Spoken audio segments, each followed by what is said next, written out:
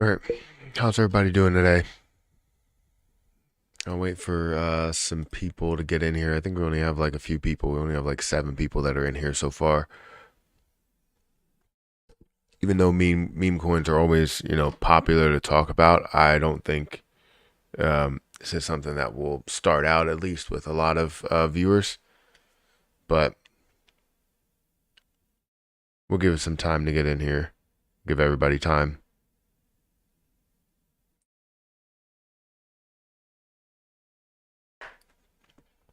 But guys, make sure you hit the like button as soon as you get in here. It does help out the channel. It helps out growth.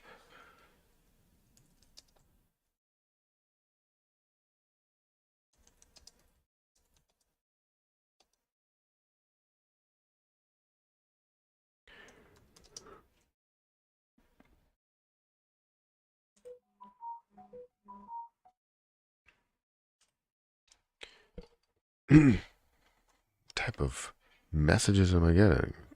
A ton of messages? Oh. All right.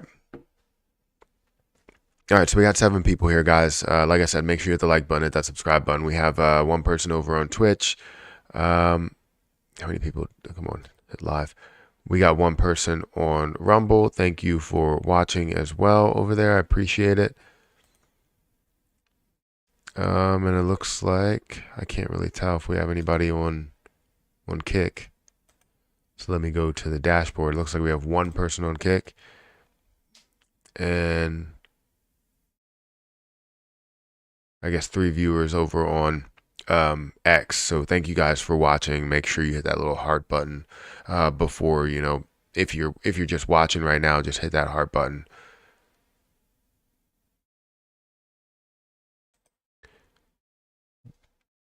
All right. So let's wait, let me see. Oh, shoot.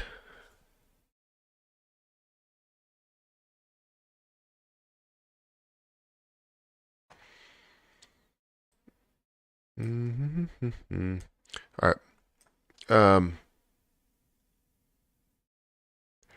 morning, Matt. And everybody, smash the like button on the way in, folks. It really helps. Yes, thank you, Mr. P, for saying that. Shib won't go anywhere major. Wait, it won't go anywhere major, unfortunately. So I bet Doge or Pepe will be a better option. So you think Doge or Pepe would be a better option? I mean, Doge is the right now the top meme coin. So I really don't think anything is taking that spot. I mean, it could, right? There could be, but I feel like Doge has kind of shifted from this overall thought of like a meme coin, even though it's still listed there and still is considered that. I feel like it has shifted from kind of meme coin status to more like,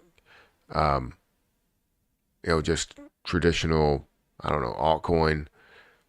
The way you look at, just cryptocurrency as a whole and having that opportunity to create or being backed by, you know, influential people. I don't know how else to put it, but Doge seems to be in a different area versus Shib and a lot of other things that are there. So what will be next? I mean, it looks like it'll be Pepe or it'll be the next in line, which is Floki, or we might have something else come up out of nowhere. Right? We've seen the kind of rise and a little bit of a fall of some things, and maybe the fall is more attributed to what the market is doing currently, but it always creates the opportunity, and that's what's interesting about it.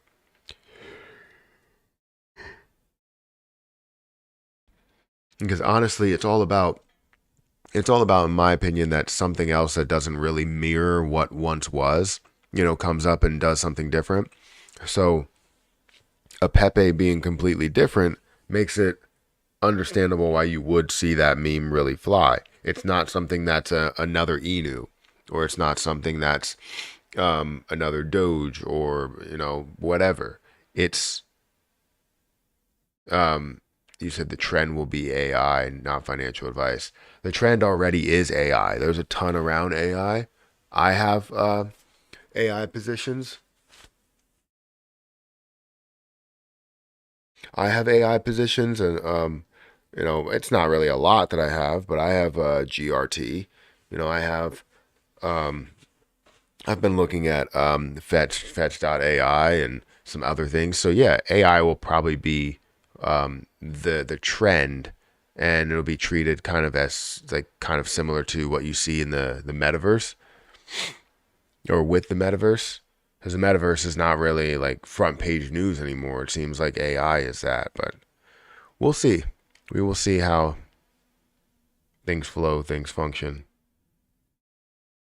I was gonna say I heard the trash truck. I was gonna say, did I take the trash out? I did. I did take the trash out. I don't have to worry about that.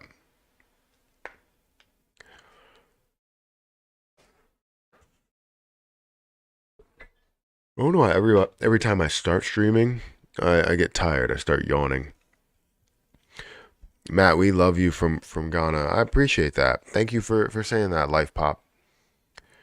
Means the world to me to know, you know, that people are watching from various places. I know that I can go somewhere and, you know, not necessarily just like be noticed, but just like talk to people about things that I love to talk about, which is cryptocurrency, investing, you know, overall and all that stuff. So, anyways, let's take a look at the market and see how the market is rolling. See how everything is functioning. I just want to check the viewership on all platforms. So YouTube, we have 19 people. Make sure you hit the like button, answer the poll as you go through it. On Twitch, we have one person. I don't think you don't have any type of like button, but I appreciate you being here. 4 people over on Rumble. Thank you guys for being here as well. If you guys want to chat, feel free to put something in the chat.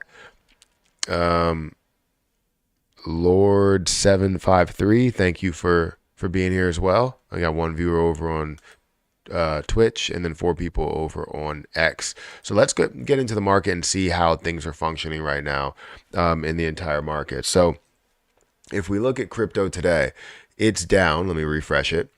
It's down about 1.25%. It's at a $1.26 trillion market cap. So it hasn't really moved far from where it has been, right? For Bitcoin, Ethereum, and a lot of other things, they haven't really moved far from where they were. So you're seeing the overall market that's down a slight bit. The dominance, though, for Bitcoin is still increasing. We see it at 53.06%. I don't really like the fact that the dominance has, you know, continued to increase, continue to stay up in, you know, these levels. I want to see it decrease. That's how you know we're not in the altcoin market. That's how you know we're not all the coins that we're invested into below Bitcoin, below Ethereum, you know, are not really making major moves. Some of them you might see make 30%, 40%, 50, 60%, or whatever. Some being 90% over the last 7 days. But still, you're not going to see the same level, you know, the level returns that we really wanted to see over, you know, let's say the low to, you know, where we expect the high is. Like we moved basically nowhere from that whole time frame where we did hit the low at the end of 2022 to all the way through 2023. You saw Bitcoin that has steadily increased, but everything else hasn't steadily increased unless you're talking about Caspa. So, anyways, currently at a $1.26 trillion market cap, still on the trending side of things. You have Pepe, you have Pancake Swap that's up there.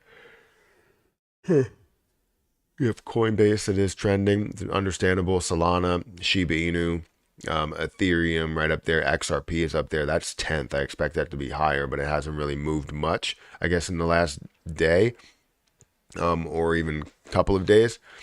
Dogecoin is still up there. So everything that is like a meme play is technically up in the trending section, which makes sense. I mean, they're meme plays. They have popularity, they have volume, and it totally makes sense. But let's look at the rest of the market and see how you know, everything's really flown when it comes to the top 10.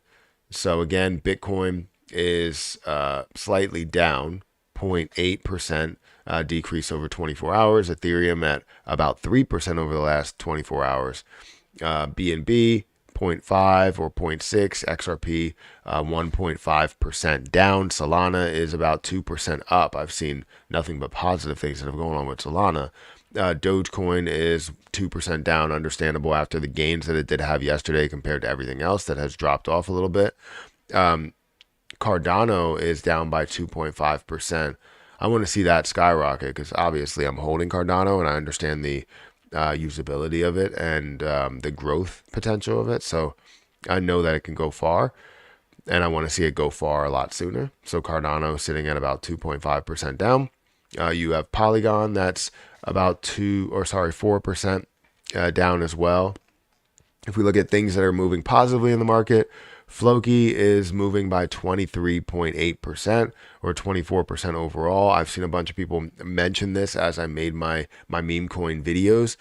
I made some over on the Matthew Perry 2 channel.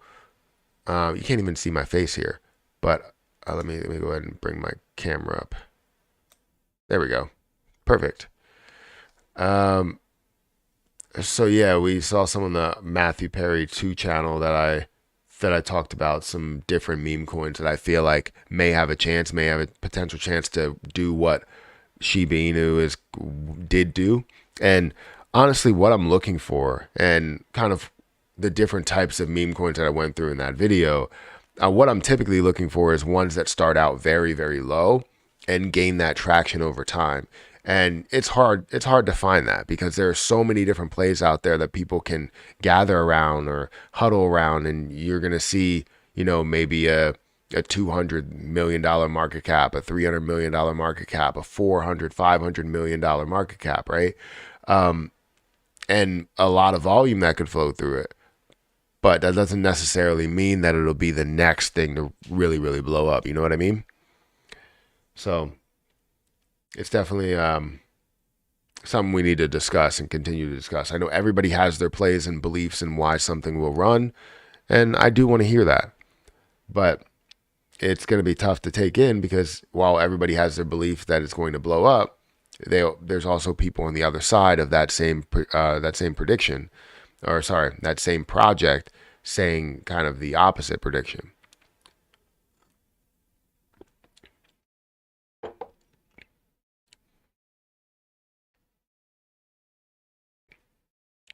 Sold my Lunic for Pepe because I'm sick of the community and the development teams.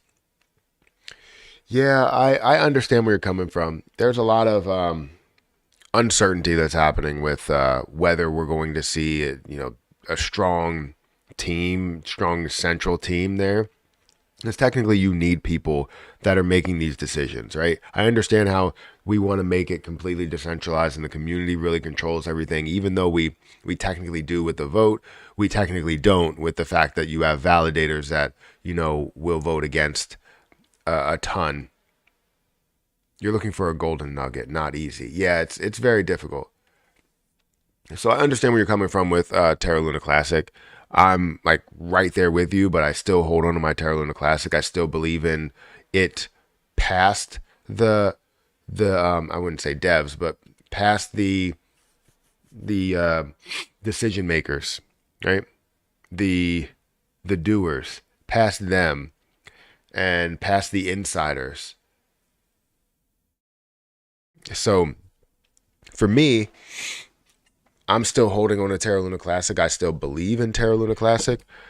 But as we see uncertainty, more and more uncertainty, it's to a certain extent, right? I still understand that this can definitely reach, with the amount of popularity, can definitely have the possibility of reaching that 1 cent level because it's only a $50 billion market cap, $50 or $60 billion market cap. So we know that is in the realm of possibility. But when it comes to burning down the supply and getting up to 10 cents, 20 cents, $1, you're like, all right, well, that's iffy. It depends on so many things that happen, so many factors. So, yeah. But we wait so many years for all of those projects like game Shibverse, Shibarium, Burns, and where are we now? All those projects are big scams and fail. And we had enough. It's time to sell it. For Shiba Inu, I can understand. I wouldn't say that like Shib is the reason that that's all happening. There's two reasons I can't speak. There's two reasons why that is happening. One is the ecosystem development team, and two is the fact that we trusted the ecosystem development team. Right? There's a lot of people that trust anybody that has the know-how to make something, that has the drive to back something. So we're willing to trust all of these people that don't really have like the proven track record to do anything for communities, but more for themselves. That's kind of where we were stuck with Shiba Inu. And I'm always like, okay, where do we go from here? Right? Do we continue to like try and trust them that they'll change their ways and we'll see burns that come out of nowhere if they just promise us one time that we'll see burns? Because that's where we got into a sticky situation. Every single time we get into that sticky situation where it's like Satoshi will say something, we'll be like, oh, okay, he's looking to do burns. Or somebody part of the team will say something, oh, we're going to see burns, we're going to see support. But in reality, they're not going to do any of that stuff. They just want to see our money flow into the projects that they create. So it's difficult to trust those teams. And I would imagine we would have trust issues going forward in a lot of those teams. Evening all. Dude, I think we are there. We are there for what and where? I think AI meme coins might be a play. Which AI meme coin are you talking about? I have a friend that trades micro caps on MetaMask. He has made a ton. Depends where you're trading or what you're trading. Because you trade micro caps in the Ethereum network, no matter what, you're paying a hefty fee. It just all depends the growth that you see within them. I don't know what his research process is, but I'm interested in it.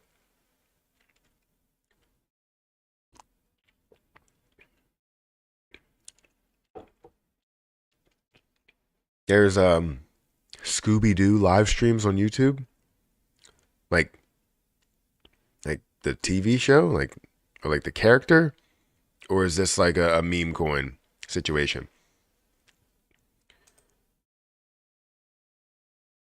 Anyways, let's check out the list of meme coins. Right, if you go on Coin Market Cap, they have a list of meme coins. I don't actually know how to get there.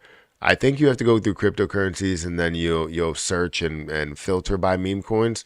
But for some reason, I don't know how to get to this page where it shows top meme coins. So I have to search for it on Google. I have to search for it. I don't know why I do that. And a lot of other people do it. You go and search for it. Just go, like everybody's using a keyboard. Everyone's using it. But go and search for it on Google. And we see that the meme coin market is at a $16 or $17 billion market cap, right? Doge leading the way, Shiba Inu in second, where you see majority of that controlled. If we were just looking at the market for meme coins, we would say that, 90%, 90 plus percent of the market is controlled by Dogecoin and Shiba Inu.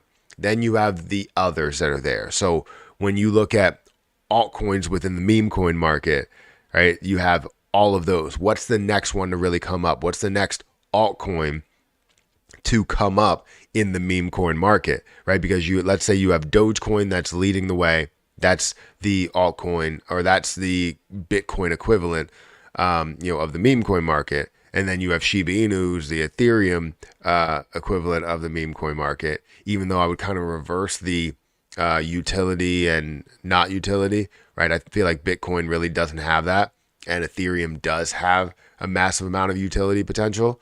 So I would kind of reverse those two, but still, you're looking at the main coin of the meme coin market as well as the altcoins of the meme coin market. So what is coming up next, right? You have Floki that's at a 500, or sorry, you have Pepe that's at a $500 million market cap. This has reached a $1 billion market cap at one point, $1.4 billion market cap.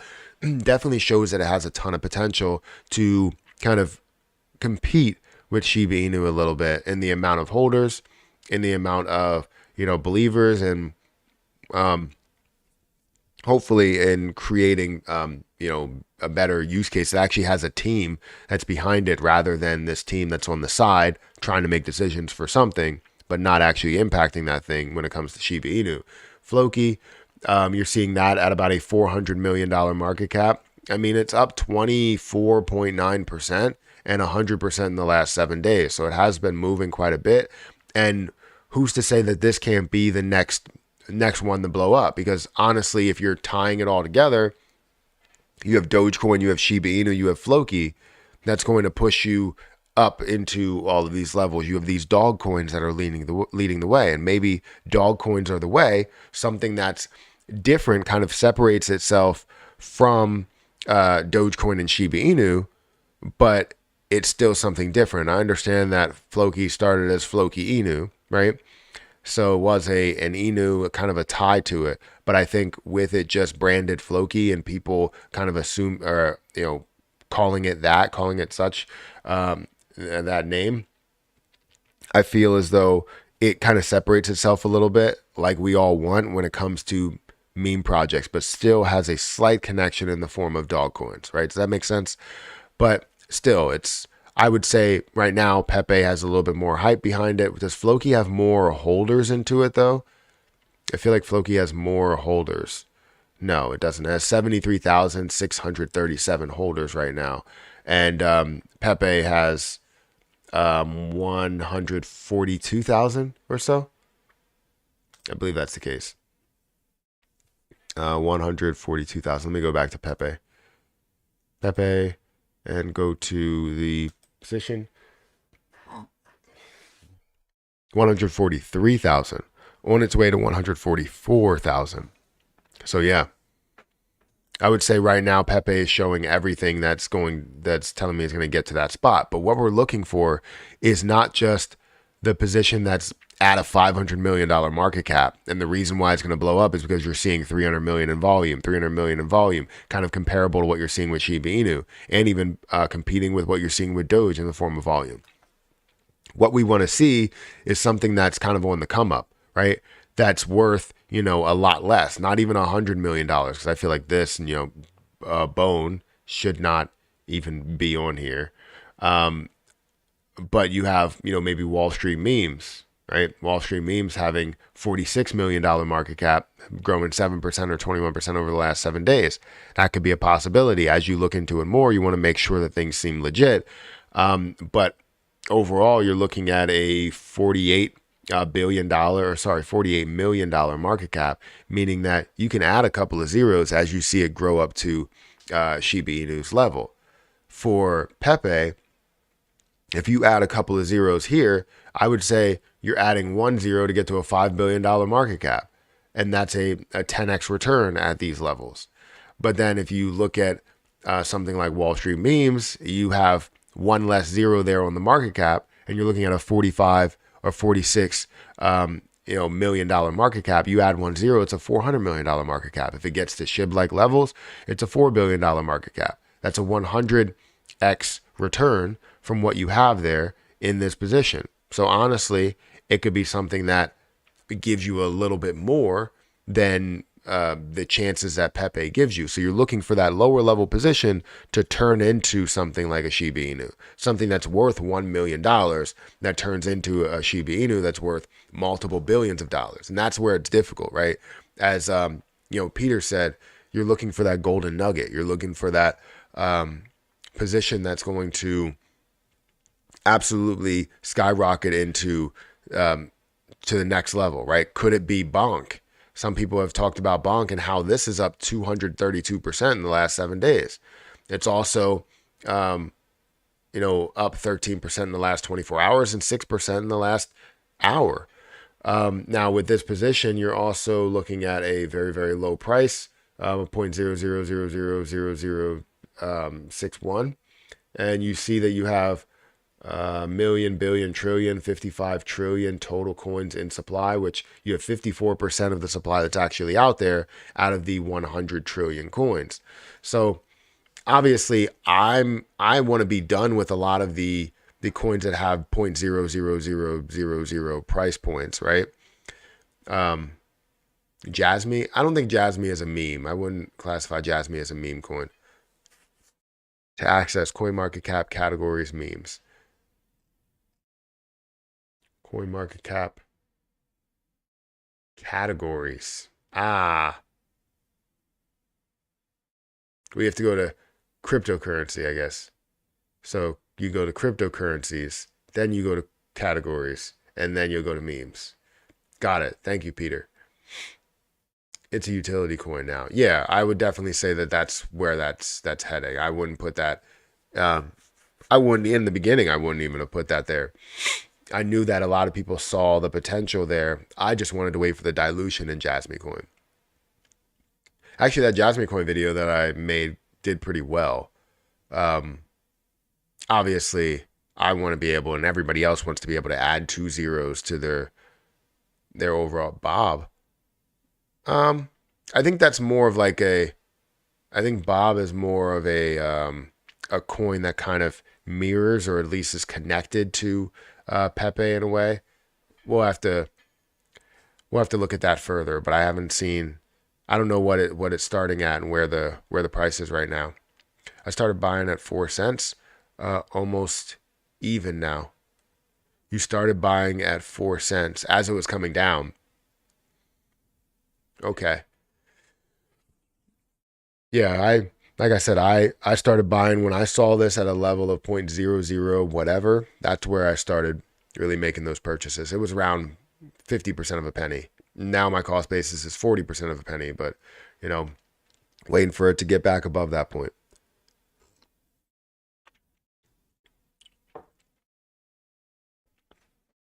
I was looking for Bad Idea AI, but they have a connection to Satoshi.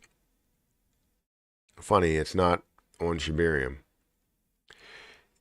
Yeah, Bad Idea AI is that connection. I was gonna mention that in the video, and then I was like, yeah, that connection definitely doesn't really sit well with me. That that will be the reason, or that really pushes up to a whole nother level. I see AI Doge meme as the next to explode. It has a very low market cap. Um, Another one on this list is Floki Inu and Baby Doge.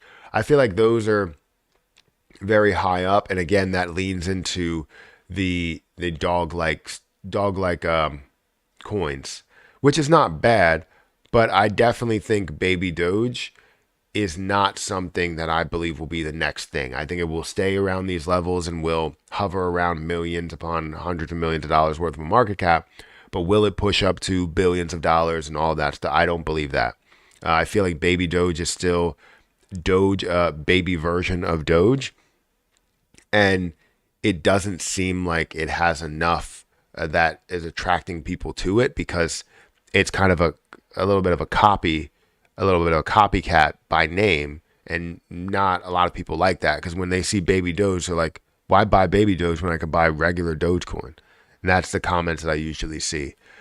Floki, I would just call it Floki, not even Floki Inu. Floki is definitely difficult because the overall name is still have that tie or does still have that tie to Shiba Inu, which makes me think that we're not going to see that there. But Floki, as just Floki itself, you understand that it could be something a lot bigger. But in order for them to get to that point, I feel like they had to kind of feed off of that meme a little bit. Do you think Pepe 2 has $1 billion market cap potential?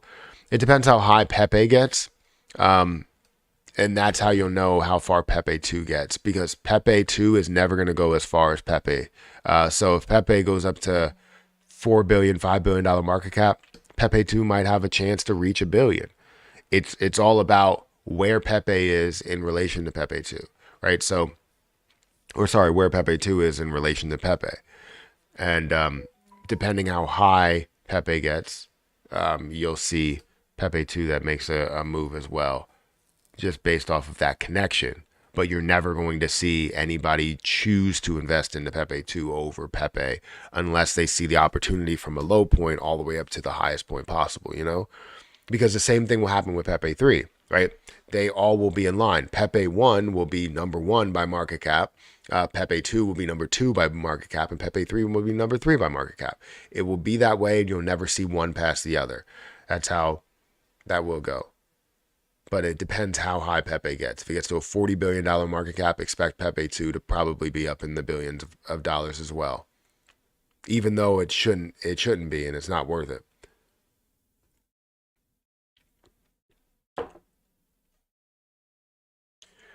Elmo ERC has a very good chance of exploding. You're not wrong.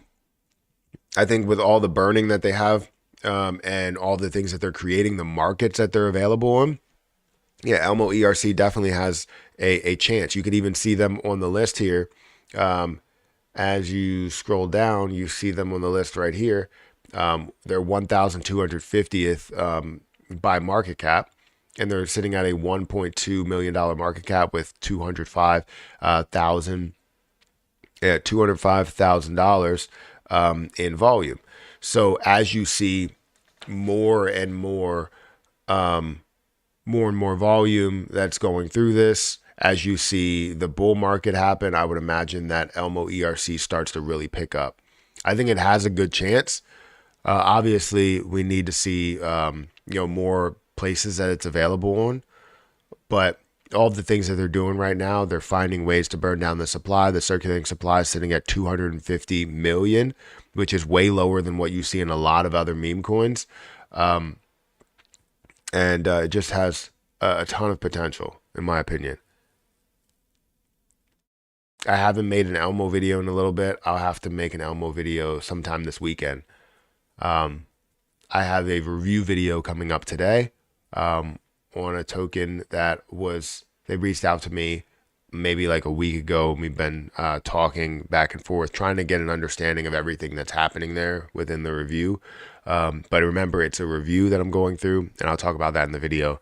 It's not a promotion. It's going to be a review. You want to know what's happening within it, what type of potential it does have, the different things that may need to be worked on, or reasoning behind certain things that they're doing. So it's always good to have that. But where we stand with Elmo ERC, I feel like there's definitely a lot of potential.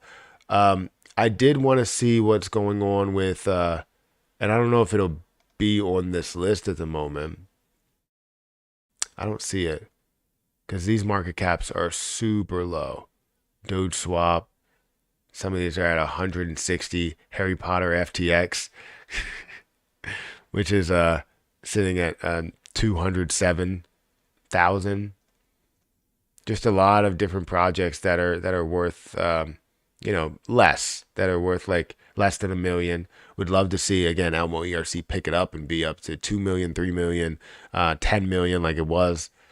So Elmo holders are very static. I feel like I missed a lot of the chat. You got XX here, which is up 73% in the last 7 days, or 7% or 8% in the last day, with $367 worth of volume. $367,000, not $367. You're seeing 82% of the supply that's out there, which is billions. So 427 million, but then you're looking at 793 billion. So you got 83 or 82% of the supply that's out there. I was trying to look for one, but I guess I'll have to like type it in. But that position that I talked about was Haycoin. Somebody brought this up the other day. They were like, yeah, it might have even been yesterday. No, it was 2 days ago. And they were like, this position's at $3.2 million. And this position fluctuates quite a bit. It only has 4 coins available, 4.3 coins available. So it's currently sitting at not decimal points. The decimal points, come after. So, and that's just cents. And you're seeing 1.7 million, almost $1.8 million. It has decreased down 43% on the day, down 20% for the 7 days, and down 20%, 21% for the last month. If we look at the last year, or however long this has been, we're looking at, actually it was this month. we're looking at about 20%, 21% down. So either way, this could be something that does have an opportunity, right? It was just created and, talked about and moved this month. And you see that, you're seeing $1 million, $2 million, upwards of, actually, let's go back here, upwards of $5 million per coin. I guess multiple times. You have 4.5 and then you have $5 million that it did end up getting to here in this spike. Now it did start to decrease down and creep lower, again down to a $1.7 million market cap. But I think with the story behind this, it has so much potential to be the next like actual big meme coin, even though you have very little supply that's out there. People have stated that you're going to have that you have no supply or no liquidity in order to sell, when in fact this is kind of treated as that, to where if you have, like, say what I ended up buying some what I have, which is, let me go in here, which is $64 worth, right? Didn't want to buy a lot. I just wanted to see what it ends up being. The one thing that I like to say about this is that my cost basis on this position is $2.1 million. So I'm like, yeah, what's your cost basis on Haycoin? My cost basis on Haycoin is $2.1 million. It's like, you bought it at $2.1 million? Yeah, I just spent, a decent chunk of change on this at $2.1 million.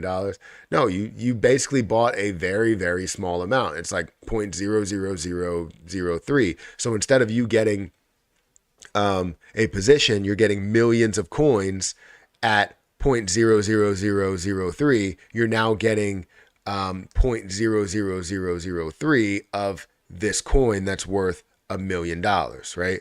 So you're kind of reversing it. Instead of having 1.8 million, you now have a fraction of one at the price of 1.8 million. So it's like, it's interesting. It's interesting. But that could be something, because right now, from what I've seen, it's been dubbed the original meme coin, the first meme coin. But it's just an interesting story that could take off, but it's not 100% confirmed that we'll see it completely take off. I don't think that you have a lack of liquidity, because, I mean, you're getting fractions of the position. It's just like people buying one of the position or two of the position. Either way, it cost $1.7 million or $1.8 million in order to purchase it if you wanted to buy a full one, which would affect the price by 25%, or affect the overall position by 25% at least. But we have 67 people here, guys. If you can hit the like button, please do so. It does help out the channel.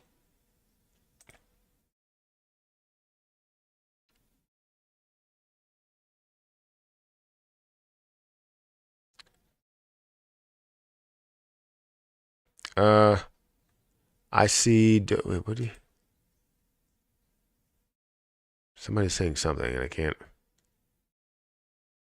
All right, let's see how many people are here. We got 70 people. That's 75 people. That's on YouTube. Thank you for watching. Again, hit that like button. It does help out.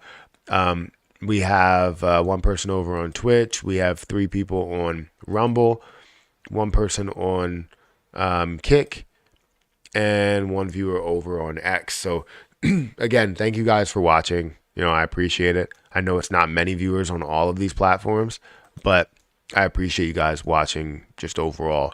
Again, if you guys want to start investing in crypto in a very, very simple platform, or you want to get into dividend investing like I've been doing on my other channel, feel free to go and, use my link that I will paste in the chat. Feel free to use this link in order to get 1 free stock and start your investing journey, start your dividend journey, start your crypto journey, whatever you see fit. Get your free stock with Robinhood.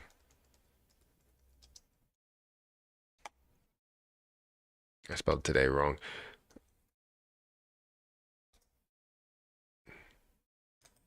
I'll provide that link in the chat, and I'll also pin it. So feel free to use that link and help me out. We both get a free stock once you sign up and link your bank account.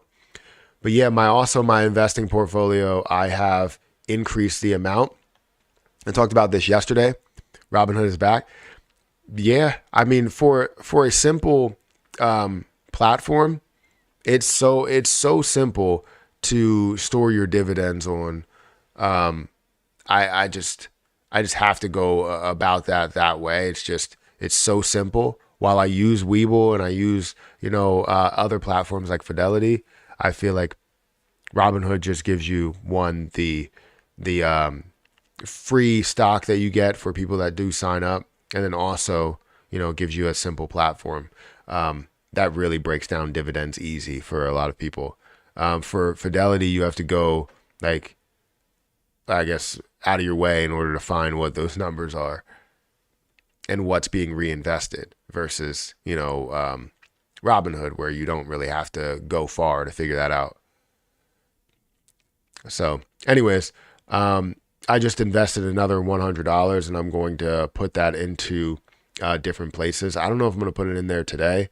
I'll probably wait just to see where I want to put it in, but I'll probably end up putting it into like an ETF or something like that. Are you from New York? No. Pennsylvania. I've only been in New York twice. We used to go to New York all the time. Well, not all the time, but like we used to go to New York every year for 2 years, and then we stopped going. I don't know why.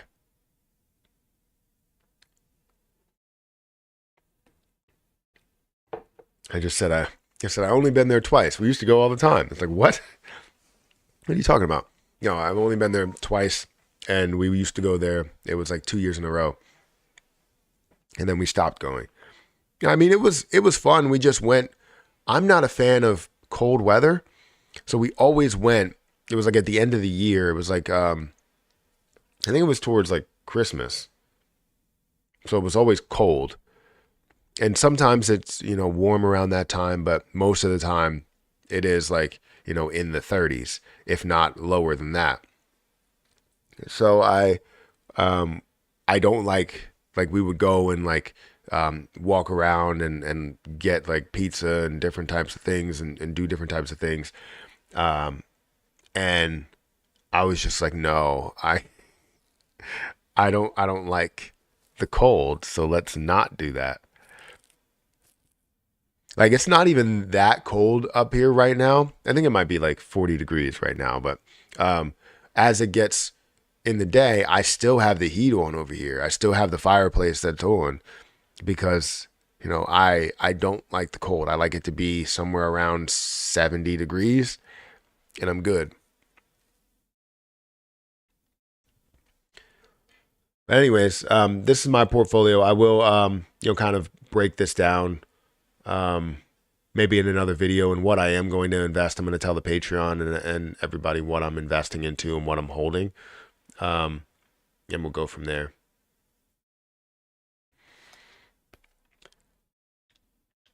Give me 1 second.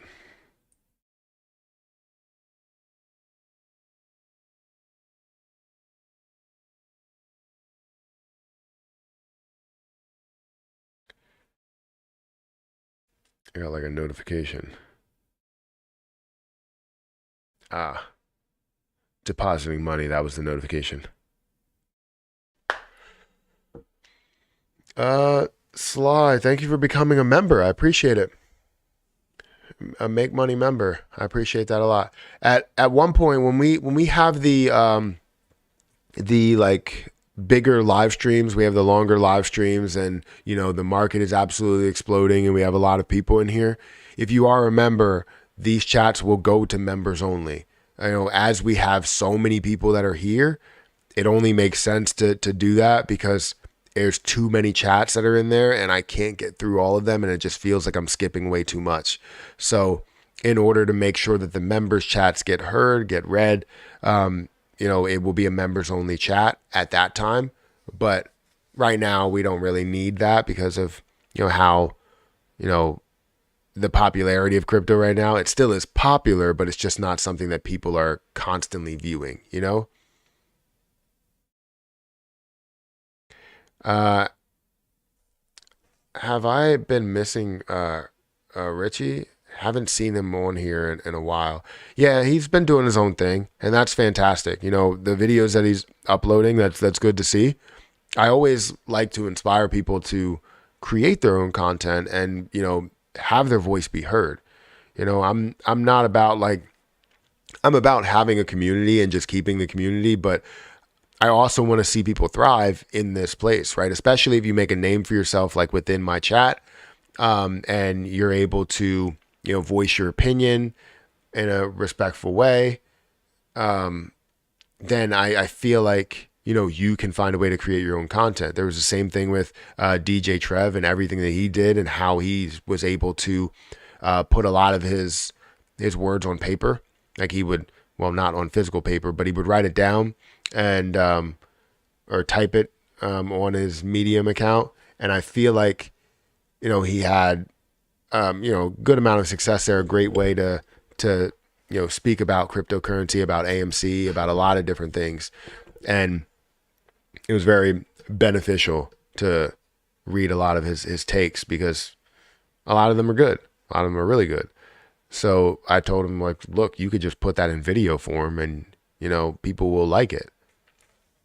And he did. And he has like 2.4K subscribers. And I understand how it's very difficult to continue to do that and make videos every single day. If you streamline the process and you have something to talk about, you can sit there and talk about something for 10 minutes and then just upload it and go. But it's not something that you automatically have streamlined. You know what I mean?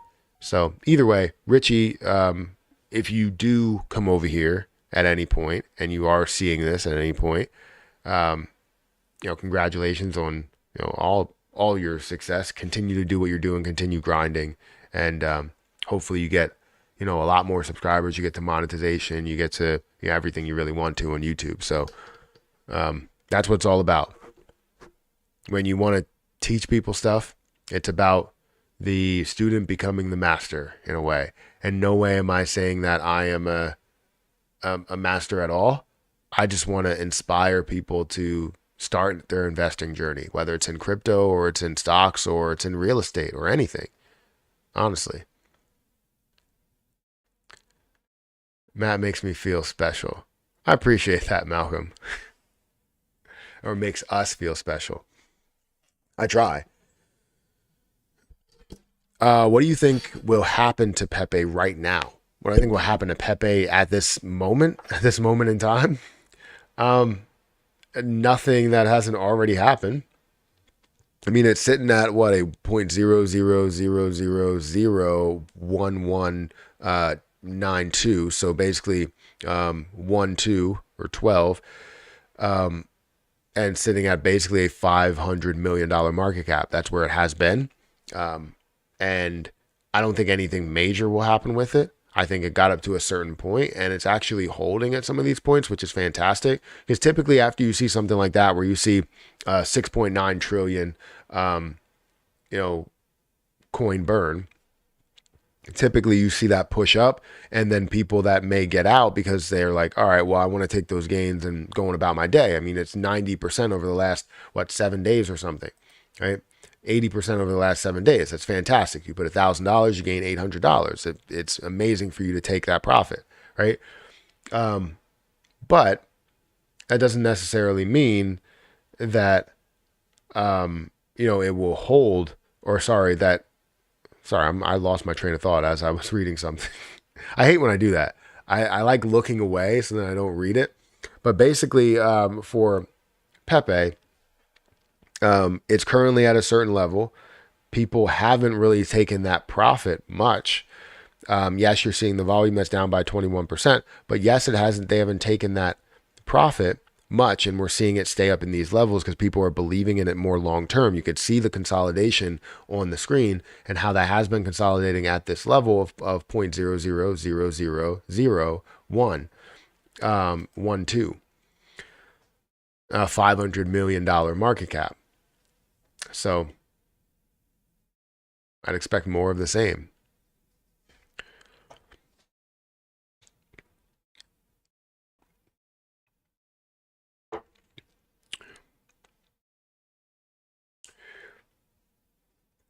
Let's look at what is moving. Oh, we got a super chat. Thank you for the super chat. I'm waiting for them to say what the super chat's all about. I have the text to speech, but the text to speech takes like 12 years to work. It doesn't actually take 12 years. It just takes a little bit. So we'll wait for that to come up, and then we will answer the question because, you know, that's just how that goes. I could do it, but then I'll be reading it twice. I don't know. I don't even know how long it's going to take. Let's time it from here. Will it be to 7:13 a.m. where it actually pops up? Like, do I refresh? Is that how I do that? Like, I don't understand why it takes so long. Jesus donated $2 through Super Chat. Better upside OXTGRT or Mina. Thanks. So, all right. So thank you for the super chat. I appreciate it. So for me, I've seen, I guess what Mina has done. Mina has done. I don't know where it is currently. I guess it's down 9% or down 10%. This looks like it's still on the way down. I don't necessarily see a bounce point right now. It's doing like kind of filling everything. So maybe somewhere around this point here, which is 57 cents, that could be a point to where it does bounce because you've seen that bounce on the way up. But it doesn't look like it's using any of these levels. You can see this level that's probably used as a support twice, and then also used as a resistance here. So it seems like it's still on the way down. So I wouldn't say if you're going to invest into something that you would go and invest into this because, again, it's on the way down. You're seeing the volume that's a lot lower. You're seeing the price that is dropping, and the overall price action is not looking very bullish at the current moment. When we talk about GRT, this is something that I do have. But I only have a little bit of it over in Kraken. I bought it in my Kraken portfolio because it was a position that was at it wasn't at the lowest market cap, but it was at a lower price. And it was one of the last positions I ended up buying because I bought 100 different cryptocurrency projects.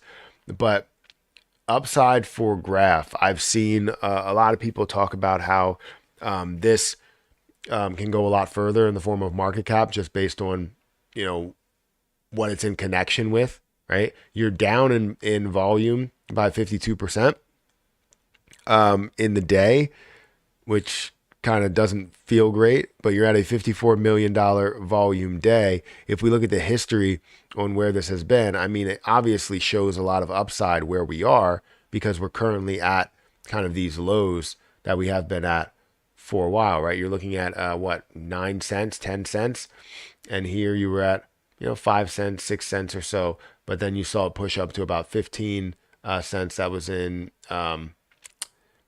February of 2023. So it definitely shows it has a lot of potential. However, I don't know what that was in the factor of dilution. So it looks like as you see this price up to $2, the dilution was pretty strong. So even though you're seeing this at a $2 price point and this at a $1.24 price point, you see this now at a $2.7 billion market cap, and you see this at a $5 billion market cap. Either way, it has the potential chance to run to a way higher market cap. Just be careful of any type of dilution that you do see, because even somewhere here, you see the form of dilution. Because while it's still close to a certain price, like this is a $442 million market cap, and then we're sitting at a $1.5 billion market cap. And then if you look at the prices and where it has been, so in the past, where it has been, you're basically seeing close to the same prices around here, right? 9, 6, $1 billion market cap, right? Or $7 billion market cap. Sorry, not 7 billion. 7 cent price versus a 9 or 10 cent price, right? That's a 3 cent difference, but it doesn't look the same when it comes to the market cap here because it's up to basically $1 billion market cap over here. So you're seeing that dilution that's currently still happening, and it has an unlimited max supply. So you have to be careful of that play. I'd probably say if I'm going to compare the two, because I don't want to go into another one because it's going to take a while. I would probably say if you find a low in Mina, that would be probably a better upside. Graph looks like they may continue to just add more cryptocurrency to the pot. But in use case and potential there, I would definitely say that, Graph looks a lot better. I haven't actually explored what Mina truly does, but yeah. I'm at work. I'm getting paid either way. I don't mind. Well, I appreciate you, your super chat and your question. Let's go meme coins. Can't wait. Me neither. I know you're not going to like this, but I think Pepe will beat Shib and is the next big coin. Why wouldn't I like it? Because I'm a fan of Shib, because I like what Shib had to offer in the past. Shib has had many chances to do what we expected it to do. Obviously, in a bear market, it's very difficult to do that. And also, we have given this team, the ecosystem team, a bigger chance to kind of lead in a way. And even though we don't want it to be centralized, we wanted to have that central team to create things and, have those people that have the knowledge to know how to do it. Right. And as we had that happen, them build things, they've never supported the project that we wanted them to support. So we kind of gave the control to the wrong people. Even though they don't control the outcome of Shib, they control what the community really focuses on. Because now it's like everything that we talk about Satoshi, like if I make a video right now and talk about Shiba Inu and the development that's going to happen or whatever and different teams, it will get no views. It'll probably get 1,000 or 2,000 views just because I have Shib in the title. However, if I say something as simple as Satoshi is back, right? Instantly that's getting 4,000, 5,000 views. And I don't want to talk about them in a positive way. You know what I mean? I could technically continue to do that and just, generate revenue there, but it's not all about the revenue. It's also about how you feel about projects, and you don't want to lie to people by saying, hey, Satoshi is doing big things or Satoshi's here and talking about this there. It's what it is, right? We put those people in front and, kind of told them not verbatim or whatever. We didn't tell them go and lead. We told them basically by action, by support, lead us type of thing. And we didn't do a good job. We didn't do a good job with who we picked and what they're doing. I don't know. It's hard to explain, but basically we need to do a better job in supporting it ourselves. And we were doing a fantastic job.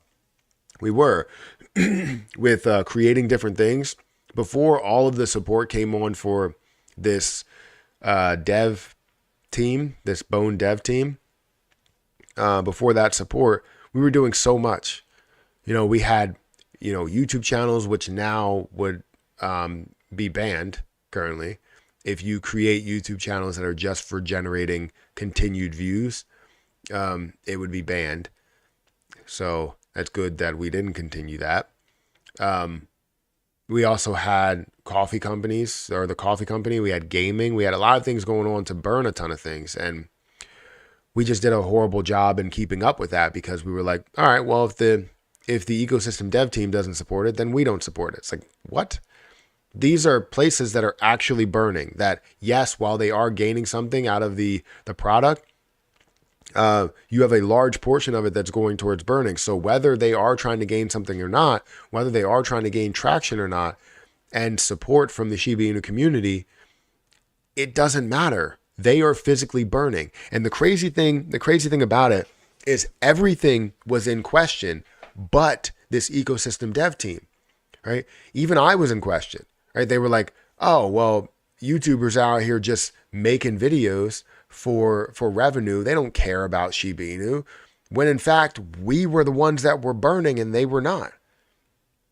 When I can burn 400 million Shiba Inu and they haven't even burned a single SHIB coin, which would be less than a penny. Like, you would be spending nothing in order to burn something. And they've burned not a single Shiba Inu coin. And YouTubers, various YouTubers have burned millions upon millions or hundreds of millions of coins, as well as businesses that may have burned, hundreds of millions or even billions of coins, different projects that have burned billions of coins. And the reason why they went under or stopped doing what they were doing is because they got the less support from the community.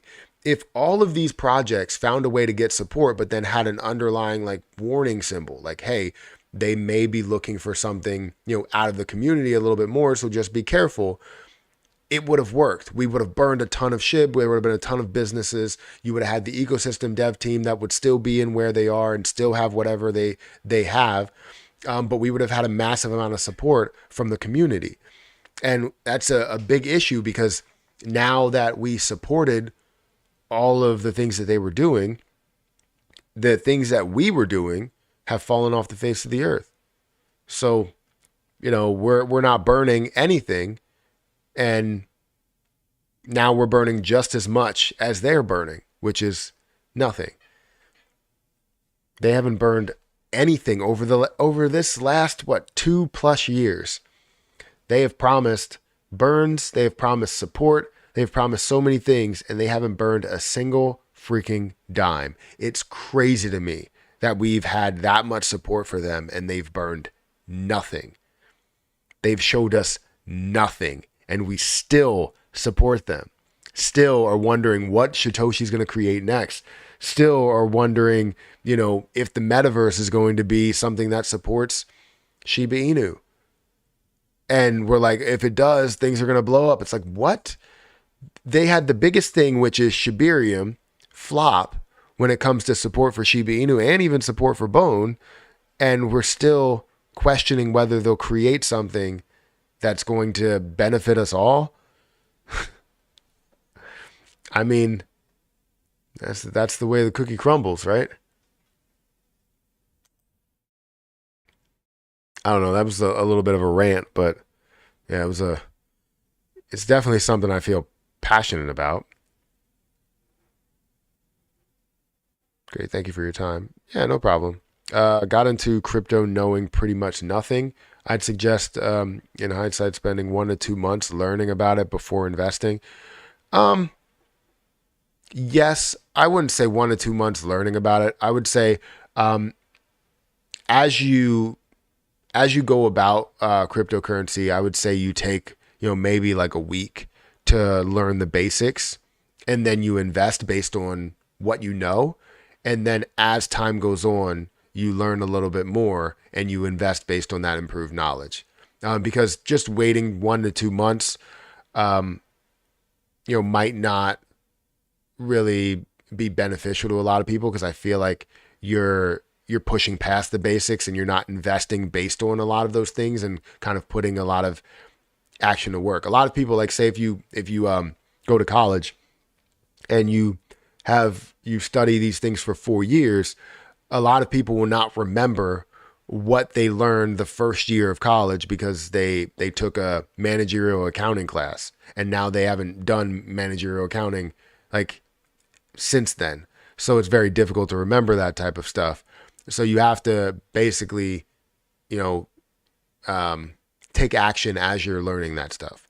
So for me, when I was in college for my accounting degree, I was doing a lot of the stuff that I was doing in school. So when it came to bank reconciliations, or it came to just understanding the balance sheet or the income statement, and trying to make sure that everything balances and checks out, and get the reports ready for the financial reports ready for the meetings and stuff like that. I knew how to do that because I was learning it as I was going about, doing it for my job. So it's always wise to invest based on your knowledge.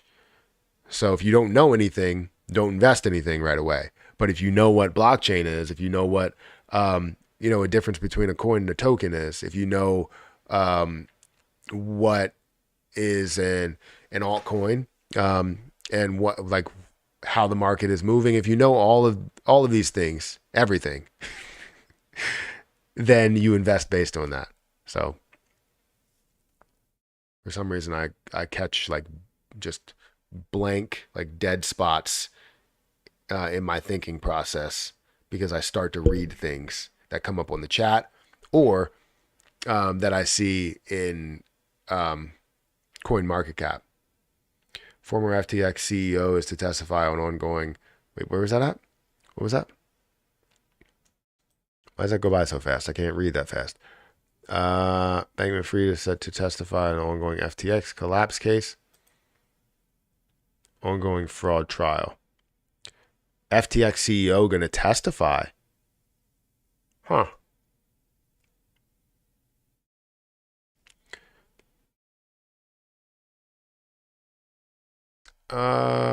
Do you think the Lunic 1.2% tax burn tax proposal will pass this time? I mean, it looks promising from what I saw. I just burned a $20 bill at Chick-fil-A. Is that whiskey? No, it's apple juice, actually. It's not.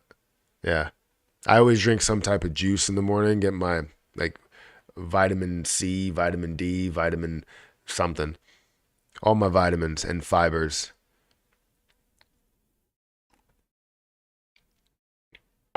Yeah, just try and sip on like an apple juice or an orange juice. Typically it's orange juice, but helps me fight colds a little bit better. Whiskey. I do like whiskey though, but no, I haven't. It's not it. Appreciate everything, Matt. Thinking everything meme coin wise. Doge, Pepe, Shib should/will be fire by 2025. I would agree. I think there's a lot of things that have potential, but it really depends on what is truly going to break out. And I'm so interested to see what those things are. But we will see as we see the bull market. I believe Elmo ERC will go to at least 50 cents by 2024. So $1 in Elmo ERC would be a $250 million market cap. 50 cents is 125 million. I agree. I think Elmo ERC can go a lot further, honestly, than that. It can get up to a level of $1, and I believe that will be that first meme coin that will hit $1 based on the supply that it does have and the hype that it does bring. And I like what the team is doing. I hope they stay consistent. It's all about consistency. As of right now, I like Elmo ERC and what they are doing. I've told them this. That's the reason why I've, partnered with them. That's the reason why I've made a bunch of videos. I believe in what they are. And yes, things do change, when it comes to the burn tax on chain, and off chain. I was excited to see that Elmo ERC had the ability to burn off chain. And they did give that up for MEXC volume and future volume that you could have with certain tier 1, tier 2 exchanges. And I wasn't the biggest fan, which is okay. But they had a way of explaining it and like, look, this is the reason why we're doing this. And, we still feel like we can burn a hell of a lot with outside tactics and burning when it comes to NFT staking, when it comes to staking. It comes to just standard buybacks and burns as you see support. So you have the ability to do that. with this project, but you don't have to factor in the burn everywhere. And I understand whiskey helps fight colds too, does it? But I understand, why they did it. I'm still not the biggest fan of not having burns off chain, because I'm a huge fan of a tax burn that's happening on chain and off chain everywhere, because then it increases the strength of the liquidity as you see more burns. But they are burning still a decent amount. I think they're burning like close to 1 million a week. I know that won't stay that way as you get to lower supplies and higher prices. But I think they're burning 1 million a week. Right now it's down 11% over the last day, which the chart really doesn't match. That chart doesn't make sense. The chart says that it's it's up 2%. I was gonna say that doesn't look like it's down 11%. So it's up 2% here over the last day. In the last 7 days, though, it is down 19%. Now we're seeing $203,000 worth of volume. I think we need that volume to pick up in order to see this move. Not talking about the game. Yeah, I mean, the game will be big. Obviously, I want to see the different gameplay. I want to be able to play it because I am a person that loves games. So why not? Something's happening up here. But I think Elmo ERC definitely has a ton of potential, and a pretty decently sized community as well. But we want to see we want to see the overall amount that can burn down. Again, you have 250 in circulating supply, while you have 345 million in total supply, with a large amount that is staked, and part of that is mine that is staked. I think I'm on the Ethereum side of things, so I will. Let me see something. Let me go into the website and let me see how much I have gained from staking. So currently, if we look at how much has burned over the 24 hours, we have 24 hours, we have 19.74 Elmo. Over the last 7 days, you have 1.4 million. So they're consistently burning about 1 million a week, right? 1 million plus a week, which means that you're going to see like 52 plus million per year that they end up burning off. And is that an absolute game-changing amount for the next year? I mean, it is a lot, but it's not going to be something where 99% of the supply comes down, which you don't really necessarily need that. I would love to see it, because the lower the supply is, the higher the price opportunity actually is and what you're holding. So maybe down the line, and I don't know, and this is just taking a shot in the dark and a guess, maybe it will never come back for the off-chain burns, or maybe they will open it back up as you see maybe that become a thing via other cryptocurrencies that have that happen. Maybe Terra Luna Classic has a burn on there, and then they basically say, hey, Terra Luna Classic has a burn here. Why can't we have a burn as well?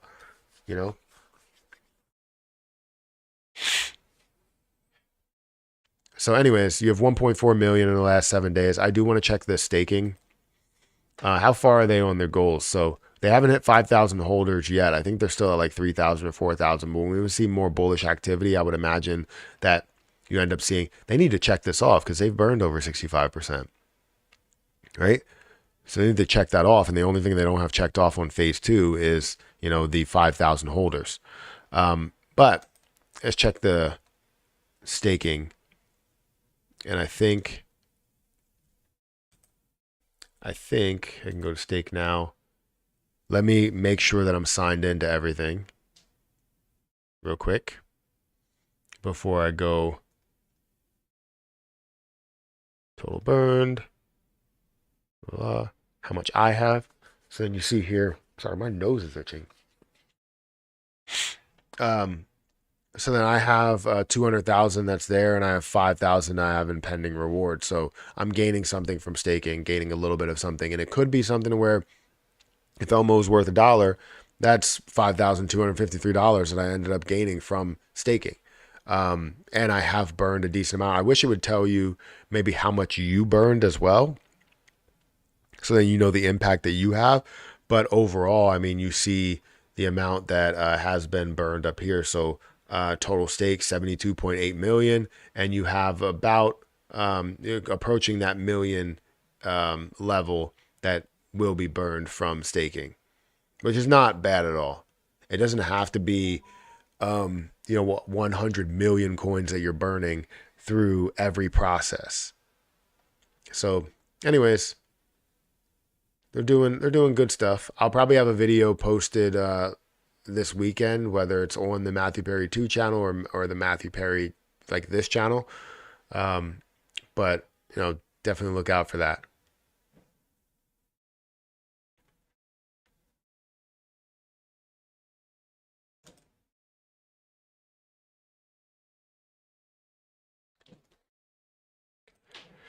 Give me a second. Let me go get a tissue over here.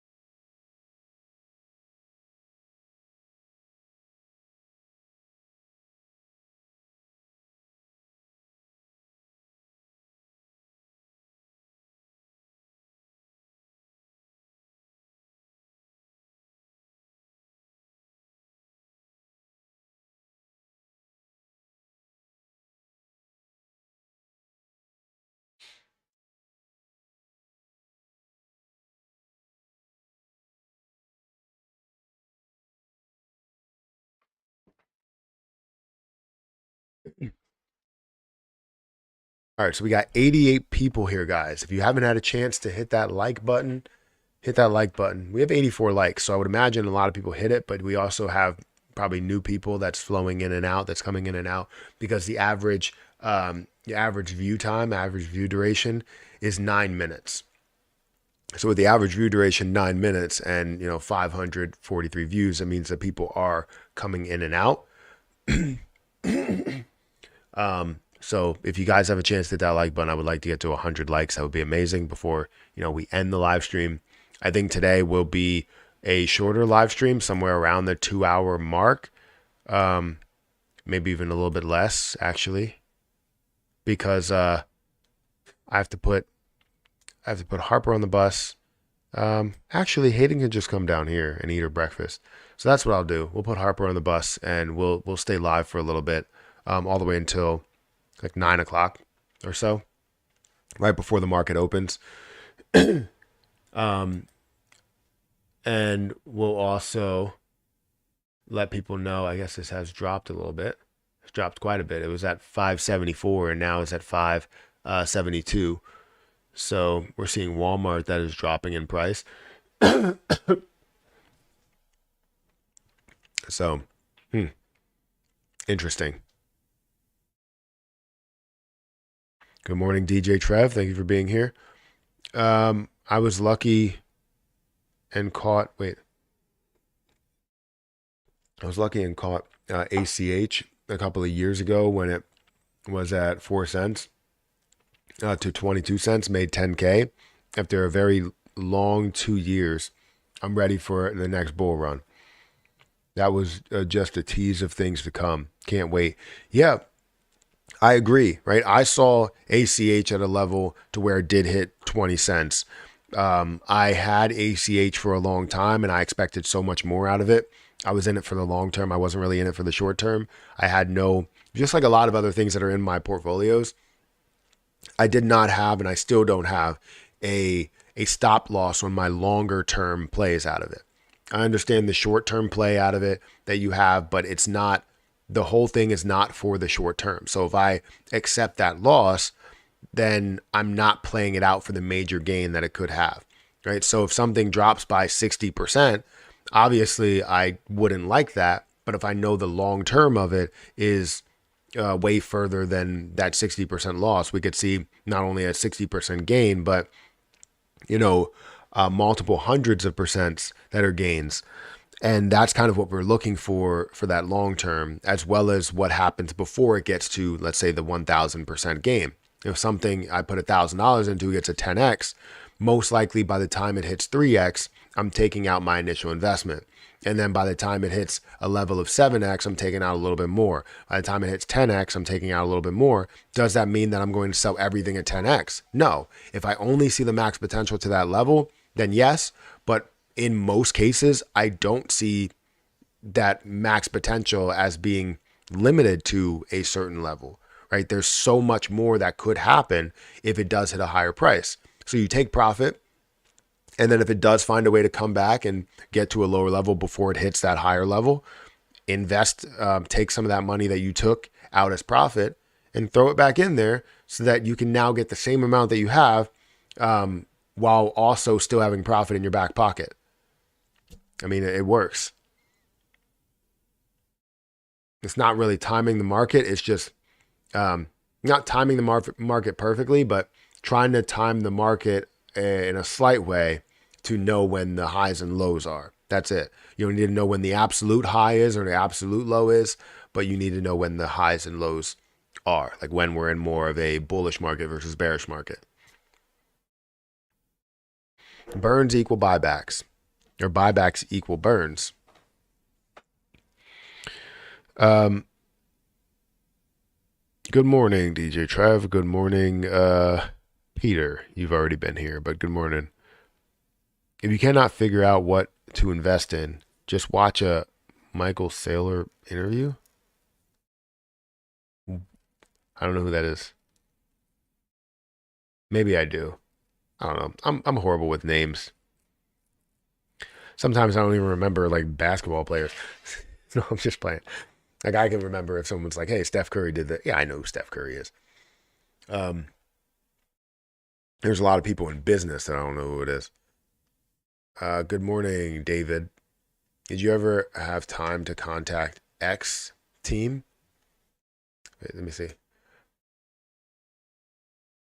Did you ever have time to contact X team? So far, it's trending with the rest of the meme coins. So I have, I think, I'm pretty sure I reached out to them. Pretty sure.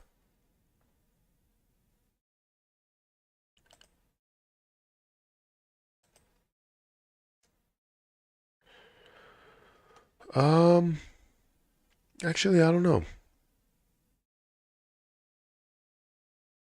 Yeah, I don't know if I reached out to them. What's their position? X?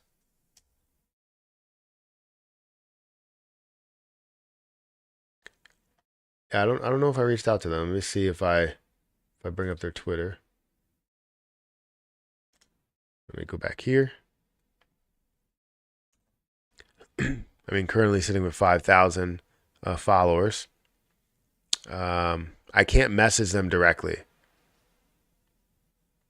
so I'm not able to message them directly, which means that I can't.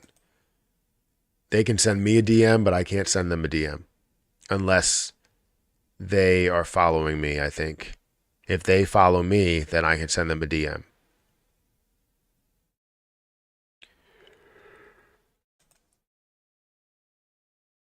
And they're only following 3 people, which is Elon Musk, crossover, whoever that is, a dev revolutionary crypto industry, okay, and then X caller, stats, money, and signals. Those are the only people that they're following. And the only person I'm following that they're following is Elon Musk. Obviously. Isn't everyone? So yeah, if they reach out to me, then I can talk to them about, you know, a review and what's going on with the position and what's the concept behind it. So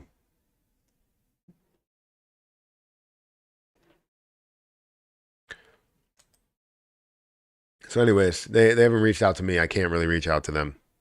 I mean, I could probably tag them in something, but I don't want to do that. Did you wait? Sorry, just X, bro. Do you even crypto? That's a good slogan. I might put that on a shirt.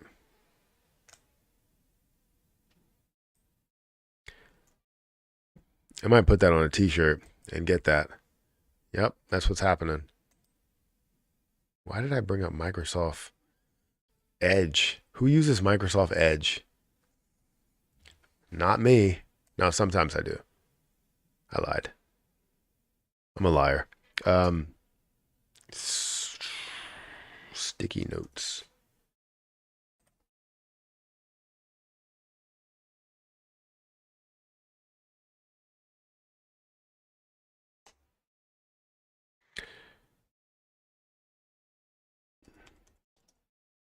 I wanted to make some new shirt designs for cryptocurrency.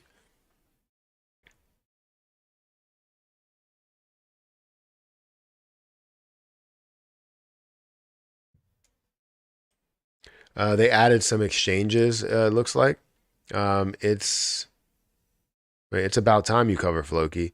I'm not necessarily covering Floki. I'm covering meme coins overall, so I don't want to sit here and be like, "Hey, I'm covering Floki," but I did go over like the position.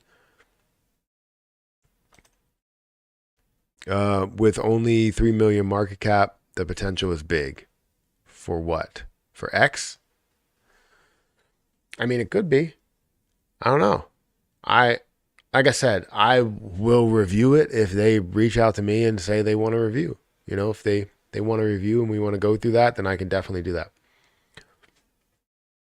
Because I like the fact of going through different projects and things with people that come here and ask for reviews and stuff. But I also want to make sure if that project is getting any type of publicity that you know you obviously, as a person that's not pushing it but at least talking about it, you get some sort of compensation that way. It's just like when people, let's say you have a TV show or some sort of movie or whatever, they would choose not to drink Pepsi and they'll bring out a Coke. And sometimes you'll see it'll be blurred or the Coke can will be turned so you don't see the product placement or whatever, because they didn't pay them. So I want to make sure if anybody has a platform, you review something, except if it's like a major project, like if it's Pepe or Bitcoin or Ethereum or anything like that, you're not going to ask them to do anything. They don't necessarily care. They're going to get the type of publicity anyways. But a project that may have, 1,000 holders or something like that might need a little bit of like not saying a bump, but just like somebody talking about it. Hey, what does this look like to you? Well, maybe it looks like an opportunity. Okay. That's too close to Crypto. He has to do with Crypto on his merch. Wait, that's too close to Crypto. He has. Do you even Crypto on his merch?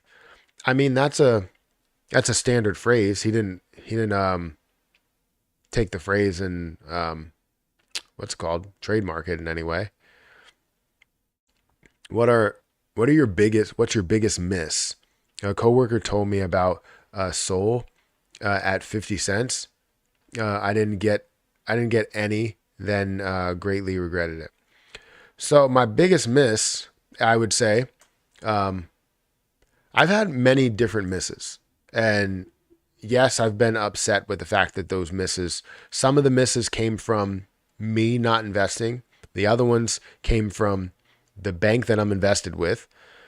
And others may have just been the fact that I didn't have funds, right? So believe it or not, I was told about Shib in 2020. I was told about Shiba Inu. I was told about Doge. I took the action I took action on Doge. I didn't take action on Shiba Inu. I thought that what Doge was doing was kind of like a one-off like scenario type of thing. I didn't expect Shiba Inu to do the things that it did. And I could have made a move in it, but I didn't. So, and the funny thing was I had a lot of money in order to throw into cryptocurrency because during that time, I had, the AMC situation that was going on. I had a lot of money that was going into the markets, and I was more focused on the stock market. And I could have made millions of dollars.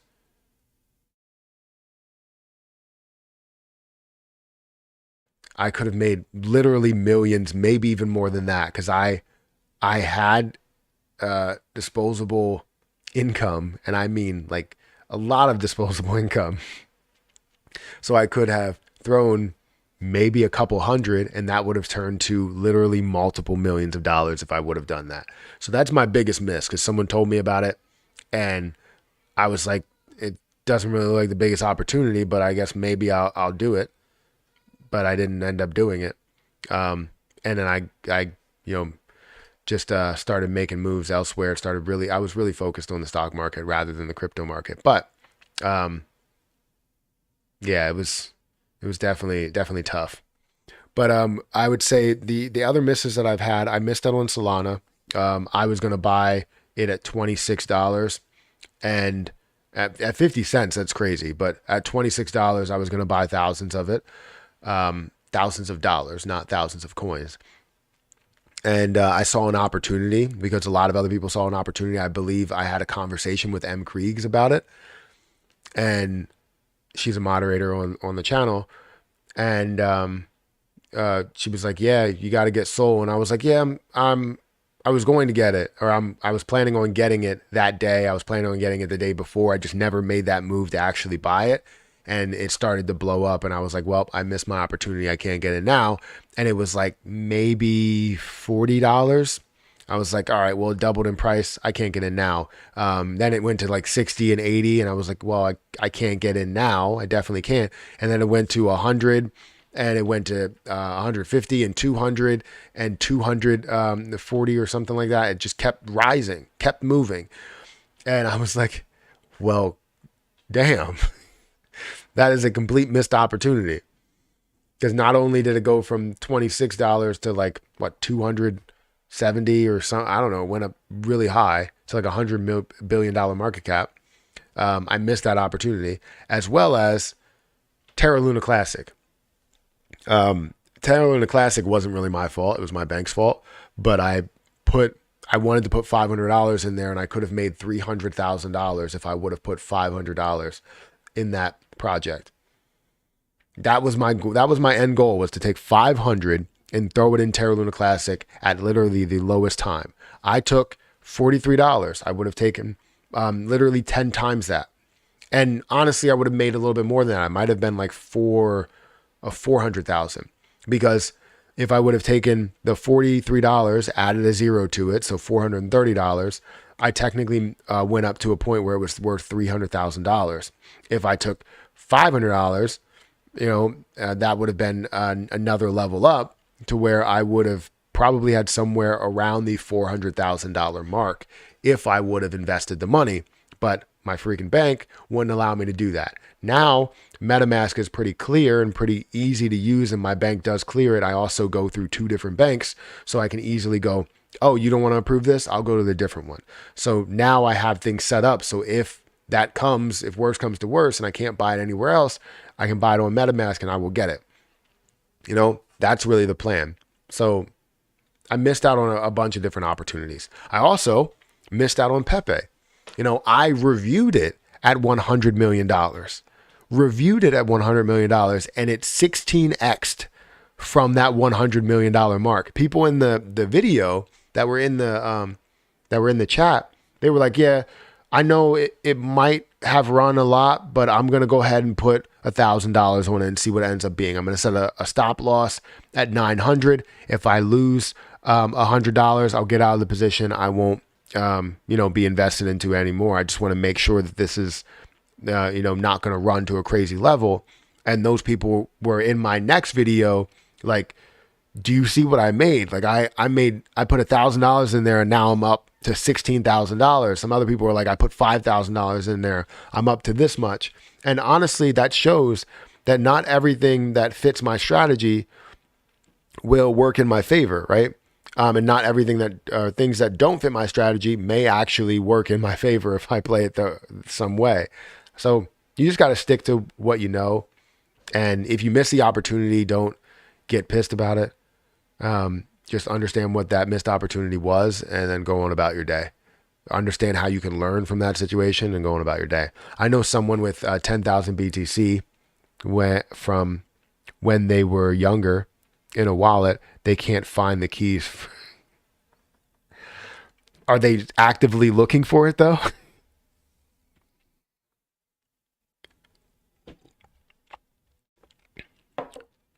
Like crypto is one of those gems, like kind of like finding a collection of old sports cards or a collection of old Pokemon cards or something. Like they can be gems.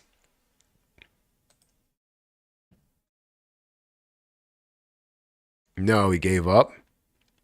I would never give up. I would literally, does he like live in the same house that he was when he was younger? Or did he just like, because if that's the case, I would have tore that freaking house apart. There is nowhere that I wouldn't have looked, right? He's a dev? Is that what you're saying?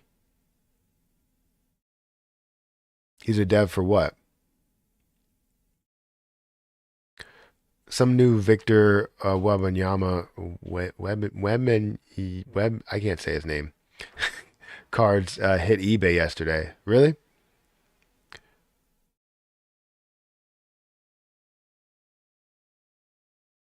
Victor Prism draft pick card. Someone I know? Why do you have to do this? Why do you have to be so like cryptic? Just tell me who the hell it is. Good morning, Matthew. Good morning, 3K Sports Unlimited LLC Baseball. Webby. Webby should be a piston. Wait, piston screw? The NBA lottery? Webby should be a piston. What does that mean? Screw the NBA lottery. Oh. Oh, got you. Detroit. I didn't even think about that. I thought you were like saying that like Webby should be like a nickname, but okay, got you. Never mind. Don't even type it out. Don't even say, "Hey Matt, you're stupid for saying this." Don't do it. Don't type it up.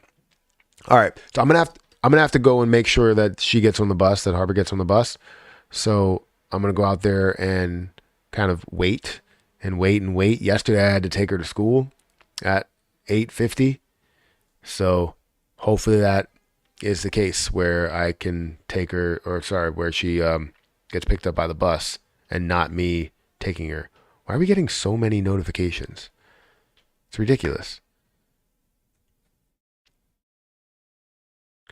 Don't want to put people's business out there. I mean, if they told you, just put it out there. No, I'm just playing. It doesn't matter. You don't have to see. What you could have said is like, I know someone that has that or whatever, that has the 10,000 BTC and they stopped looking for it. And then that could have been the end of it. You didn't have to say he was a dev and that you know him. Like that makes me think that you're saying, hey, why don't you go ahead and guess? Like, I don't want to guess. Either you tell me or you don't. So that's kind of where it stands.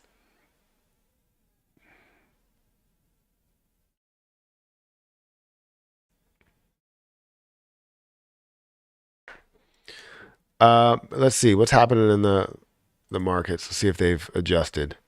The markets are only down by 0.5% now. That's good to see. A $1.25 trillion market cap is where we're standing still.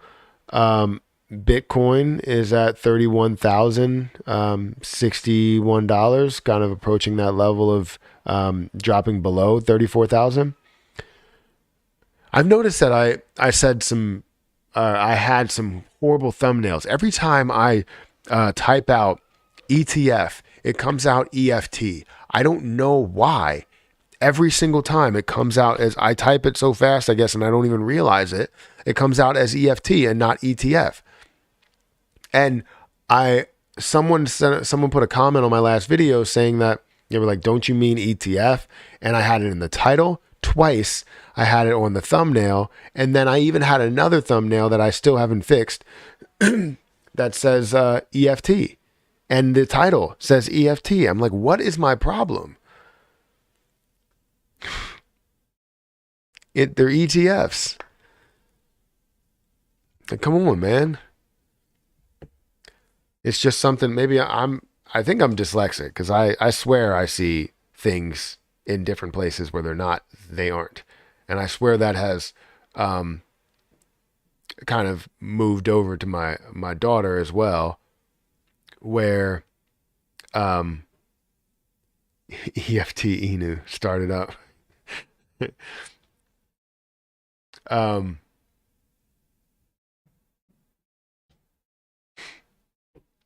So yeah, I moved. Like I said, it probably transitioned to my daughter as well because Harper, draws her. I mean, she's 6, so it's understandable why she still is making mistakes with writing things, but she writes her twos backwards. Everything else is fine. Her twos are just backwards. They go like this. Like she writes her 5 like that, and then she thinks that her twos also go like that, right? So I'm like, okay, you got to write your twos the right way. And she was like, "Are my 3s okay?" I was like, "Yeah, your 3s are okay. Everything is fine besides your 2s."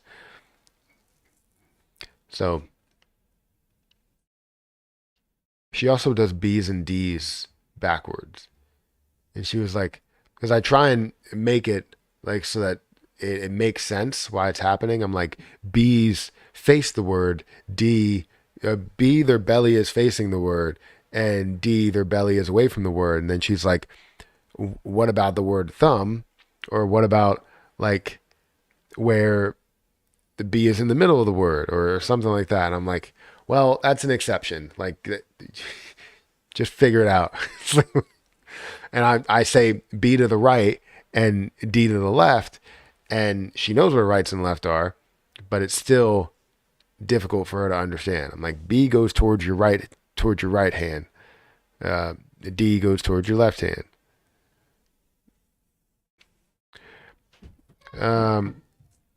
My thumbnail from last night is fire, if I should say so myself. Was it? I didn't see it. Did you even have a thumbnail? Because it didn't. From what I saw, I don't think I saw a thumbnail, but I may be wrong.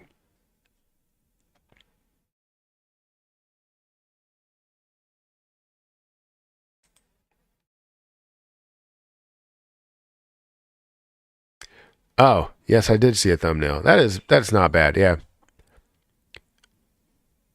You got a whole studio? Wait, let me actually zoom in on that thumbnail.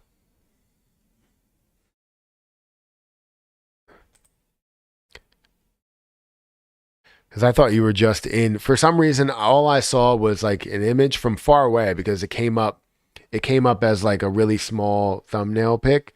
So when it came up, I was like, all right, he took a picture in his studio, and that's where, you know, that's what he's doing. But now that I zoom in, you see the thumbnail, and it's actually nice. Look, this is your thumbnail. I'll put it on the screen. This is DJ Trev's thumbnail for his last video. How'd you do that? Did you find all the different pieces and throw them in there, or like what? Did you use Photoshop,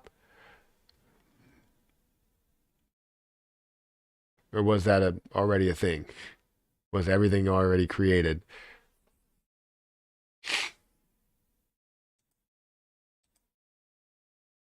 Haycoin is now 1.6 million, down 26% today. Again, as that goes lower and lower, it creates an opportunity to buy more and more, even though you're technically still only buying a fraction of one either way.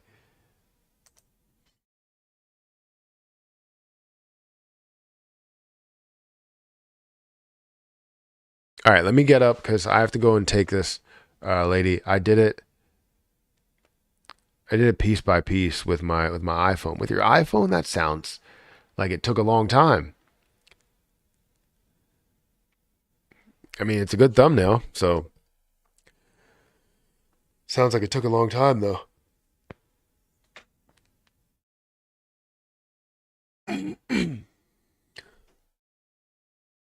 That's your little home studio. So that actually is your studio there, with all like the DJ equipment and everything.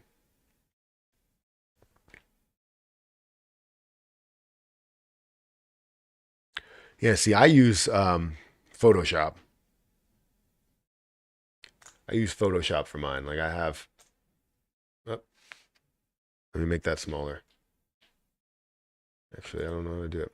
I was using GIMP a lot, and now I use Photoshop because it's easy to cut things out. Photoshop has like a lot of AI features to it that's pretty crazy. So like if I let me bring up layers. So like if I found a picture of me, right? So let me delete this portion of it. Uh, delete layered mask. And what I'm going to do is I'm going to bring this up here. This is kind of a thing for Photoshop. So if I do this and I'm like, oh, I got a surprise face. If I select and I go to subject, it's going to give me the subject here and select everything that's not in the front. Now, sometimes it's not perfect to where it doesn't get everything, but most of the time it actually works. And then I could just mask it and it cuts out everything, which is crazy. So I love Photoshop.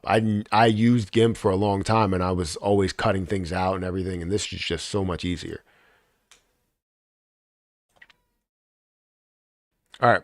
Let me go and get Harper on the bus because her bus is probably almost here. Or maybe not. I might be waiting up there for like 7 years. Um, so yeah, let me go and get Harper on the bus and I will be back at some point. So yeah, catch you in a little bit. If you guys wanna if you guys want to like super chat back and forth, right? You can get like $1 super chat back and forth and have conversations that are actually going through the video. So you can go ahead and do that if you want. That'll be a benefit to you and a benefit to me. I'll be right back. I'm going to go get her on the bus.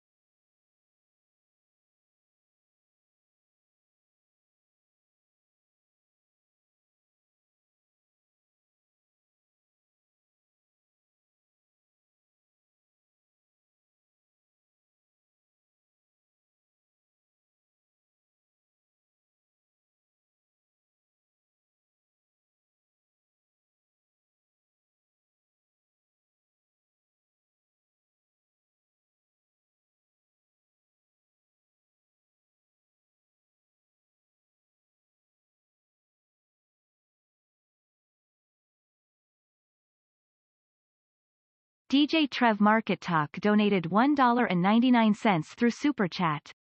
Let's sing a song. Music score. The wheels on the bus go. Musical notes.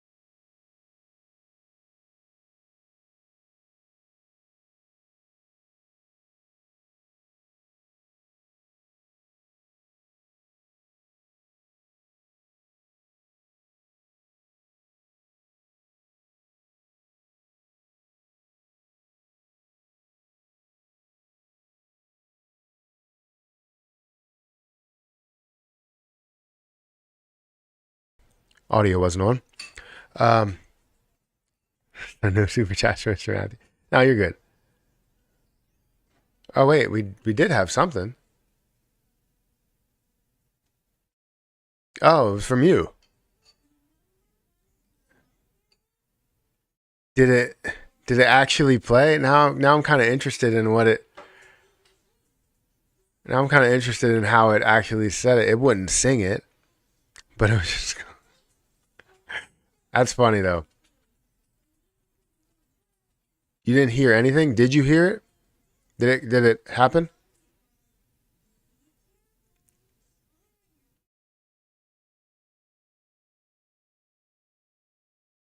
Never been on the bus whilst living in Australia. No wonder Matthew has his child on the bus instead of hiring a driver. Why would I hire a driver?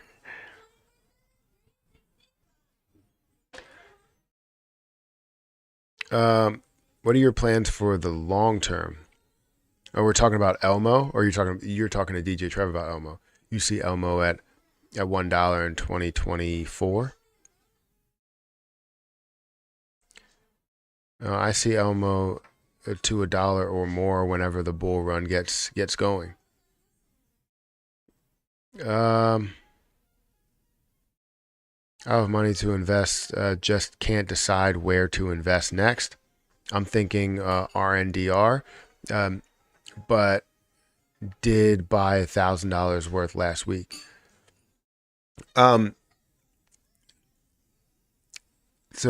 yeah, for some reason I thought that was DJ Trev there. I talked about Elmo and Pepe for half an hour yesterday in a video. You guys are not only cheap, but you're lazy. Go watch this after Matt's live. What's up with you guys? What's up with you? Watched, liked, commented, as you know, Trev. Well, I'm sure he appreciates that. Let me go ahead and just skip past this because you were just having. This would be the ticker token. Yeah, it happens. Yeah, played. Yep, sang it. It didn't sing it. There's no way it sang it. It had to. It basically. I don't know. It just said it. I don't know what voices you use actually. But thank you for the super chat, DJ Trev. I appreciate it. Hey, Blunt Comics, thank you for being here. Good morning to you as well.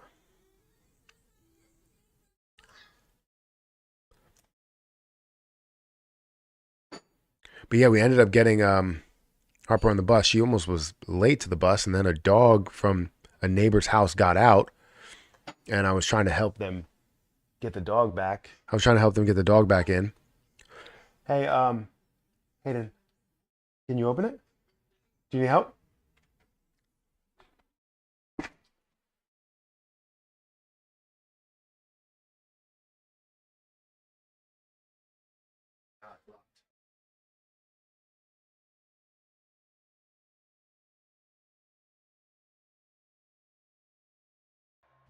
Jesus donated $2 through Super Chat.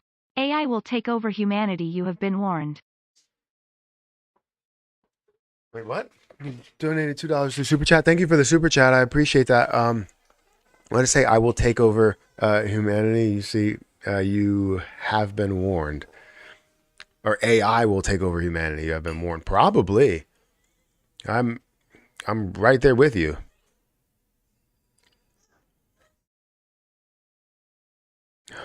I hope that's not the case.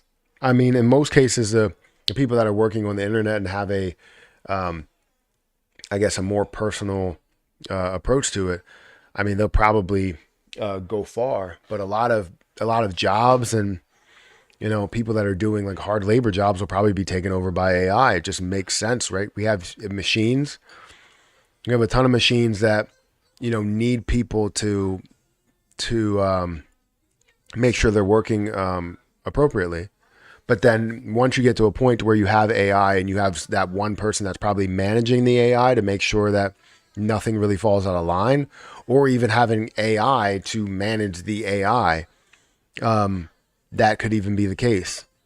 And honestly, that's scary for a lot of industries, because you could be in, trying to think, in manufacturing, right? If you're putting together truck parts and stuff, and welding and everything there, you can have machines that end up doing all that stuff. And my brother is a welder, but now I think he's a trainer. Like he trains in welding and stuff there. And I was like, you want to make sure you like broaden your horizons a little bit. I understand you're going to school and doing all that. Maybe you can go for that side of, not saying coding, but understanding, what you could do on that end if they do have a machine that's taken over the majority of that job.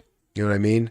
Because will you need to actually train people if the machine is doing the work, or will they just hire somebody to train the machines to do the work, right? To code in that trading or training. AI in the music industry is crazy. I know. AI everywhere is crazy.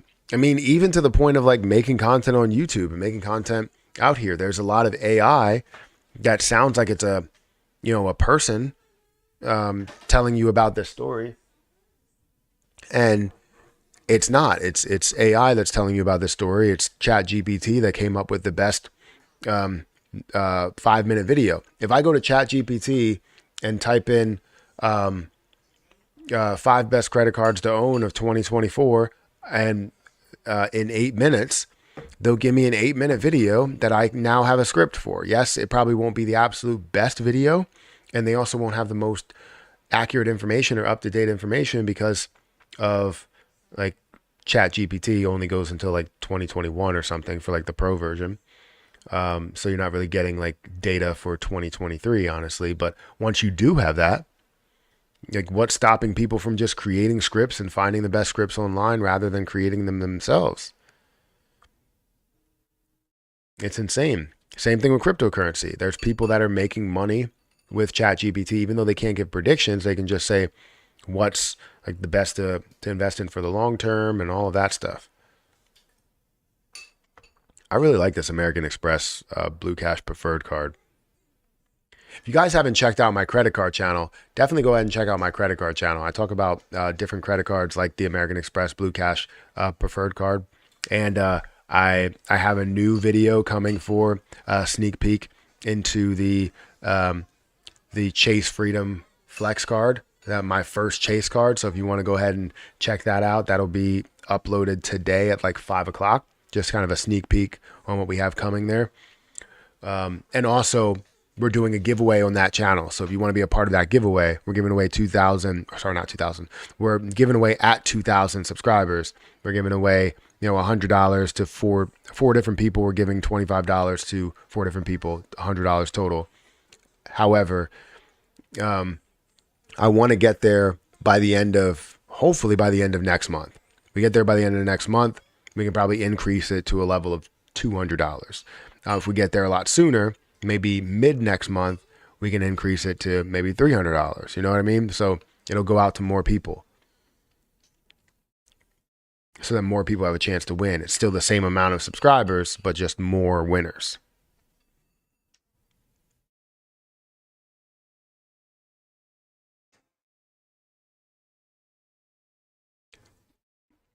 What did you say, Matt? What's that art on your desk constantly moving? It is let me put this away here. It's called Moving Sticks on Amazon. I have it down in my link in my store down below if you guys want to check that out. But yeah, I mean, it's just something that calms you down. If you ever want to just take a second and relax, just take a breath and just stare at it. Like it really does like calm you down, or at least it does for me. You just stare at it and watch it turn. It does take batteries though. The original one, which is super expensive, does not take batteries and continues to spin. But this is kind of a replica of it, so it takes batteries.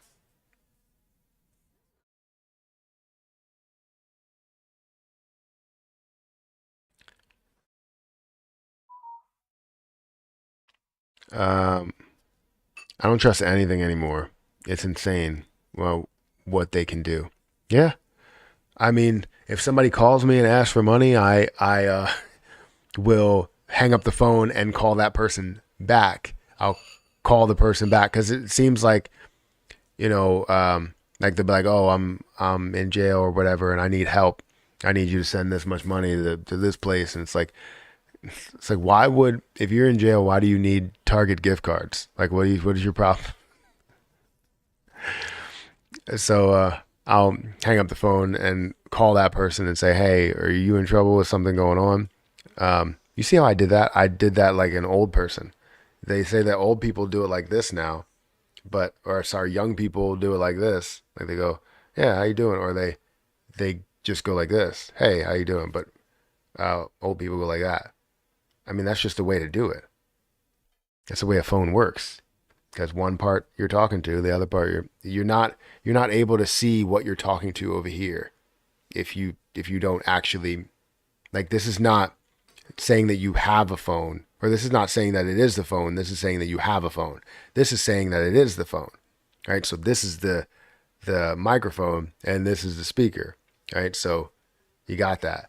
But this is saying that you have it in your hand and what's invisible is the phone. So it doesn't really work for me that way.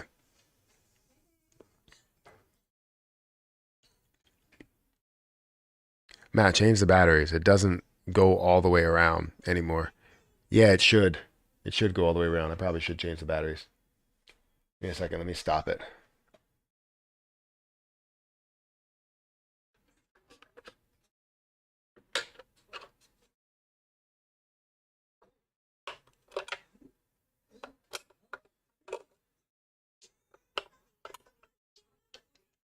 Actually, I don't know if I have that many batteries. I'll check because it takes four AA batteries. I mean, it keeps going, but it takes four AA batteries. And at this point, I could stop it, and it should stop. It shouldn't do anything.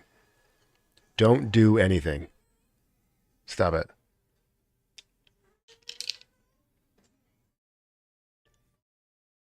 Wait. I thought the whole time it moved on motion and balance.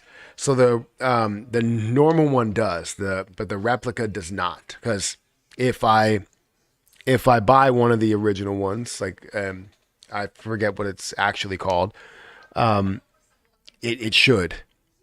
This though is literally just a replica. It's like $90, and you have it for your desk, and it's just like you do have the expensive one. So batteries are cheating. You're right.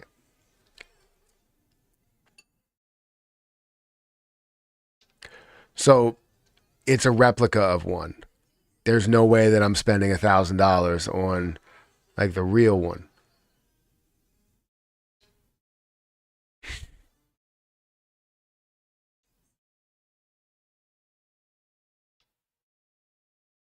Batteries are cheating.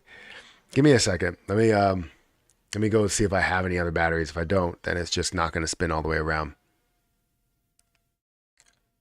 I feel like it's not 1K, but it's definitely expensive. I have to. Come on, Matt. We know you got the big bucks. I ain't got any big bucks. I got like $1. I may have a 20. Yeah, I have a 20 in this wallet, but that's all I got. That's it. I do have an orange though.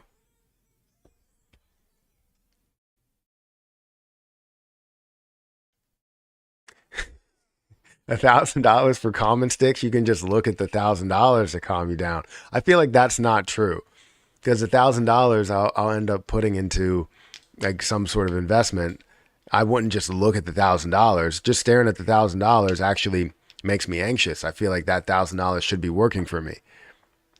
You know, these meme coins and any projects are not focusing on uh, also having good liquidity and market cap ratio. The projects will crash and fall. I'm trying to figure out what you're saying. These meme coins and projects are not focusing on also having good liquidity and market cap. good liquidity to market cap ratio. True, in a way. Having liquidity at all provides a lower price. A lot of projects at a certain extent don't focus on liquidity like at all. Right? In the beginning stages, especially if you are a smaller project, you focus on liquidity. A lot of these other projects that are out there, like right now, Shiba Inu and looking at Bitcoin, Ethereum, CRO, all of these coins that are in like the top 100 are not focused on liquidity. They could care less about the liquidity that it does have because that's not the strong suit. That's not the strong point of the project. The strong point is the holders, and that's really where the liquidity is. As you lose holders, then you start focusing on liquidity. So a lot of the newer projects that you see, projects that have a lower market cap, they focus on liquidity because that's the strength of their project. However, Shib, Pepe, even Floki, and a lot of other ones that are in the hundreds of millions of market cap, as well as tens of millions of market cap, not tens of millions, hundreds of millions. Tens of millions is where you probably start to worry about liquidity and how strong that is and how much you do have to maintain the lowest price possible, right? So if everything is sold, there's no holders and there's only the liquidity pool, that will show what the strength actually is. So you'll basically say, like, if you have liquidity of $600,000, that the ultimate low liquidity would be whatever the price is going to be at a $600,000 market cap. If you have $5 million in liquidity, then you have the lowest point being a $5 million market cap at that point, which can't really go any lower than that because you set the lowest liquidity possible. But yes, a lot of the lower end projects, you do have to focus on liquidity.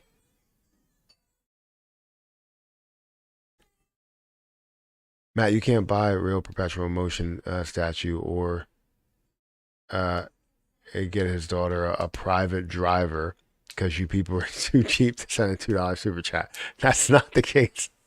That is not the case at all. I would, first of all, never buy what's it called? Why can't I think of the original perpetual motion devices? There are some that are very cheap that are not just metal sticks, and basically like a statue or basically like art. But yeah, I wouldn't do that. I wouldn't get a driver. I wouldn't do anything that's super expensive. I try to do things. I now try to do everything really a little bit more frugalistic.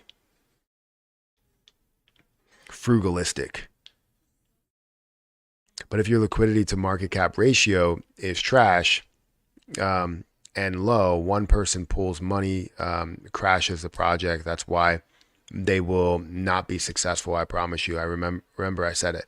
I understand. That's only if people do hold a hell of a lot. So I understand where you're coming from, and it can happen if you have a lot of whales that are in the market or in the project. But if you don't have one major whale, like that's where people find it, a huge issue. Let's say if you have one person that owns 10% or one team that owns 10%, it obviously is an issue because they can pull the rug out from under you. And it's not saying it would completely crash, but it would definitely go back to low liquidity levels. So if your market cap is insanely high and you have low liquidity, then yeah. But the issue is that if you are gaining with a lot of these projects, let's say Shib, right? Shiba Inu has 1.3 million holders. The likelihood that you're going to see go from 1.3 million holders to 100 or 1,000 is highly unlikely. Like probably a 99% chance that you will not see that happen. But you can always have a large holder that can pull things out from under you. But what we've seen is the larger holders will sell and more people will come in. So I understand where you're coming from, though. I've seen it before, but I can't necessarily think that it's in all of these projects. I would have to respectfully disagree with a lot of these projects.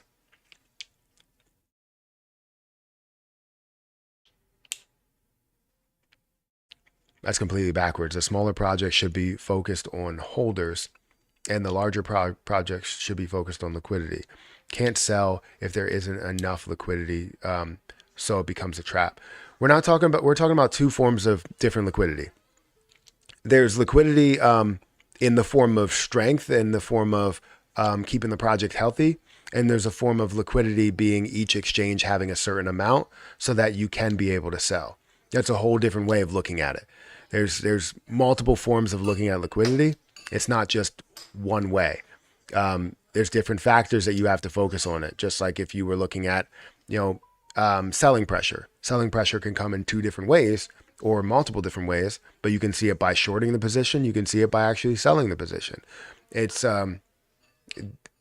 smaller projects in the form of liquidity should be focused on, whether the project can sustain a certain price, right? And it's not too far away when it comes to market cap, right? Because the market cap is here and you have only a select place number of people that are holding it. And if that larger holder sells, now it goes all the way down to what the lowest liquidity is because there's not enough holders, right? So holders, liquidity, both of those things really matter in the factor of if you're going to see projects succeed in the end and starting out from the beginning. But when projects are at the end, the only thing they're really focused on is being able to build interest and continue to have more holders that are involved in it. Because the more holders that you have, the stronger your overall project actually is, and the more diverse it is. So you're focusing on a lot of different things, but the smaller companies should be focusing on the overall strength and what could be the lowest price.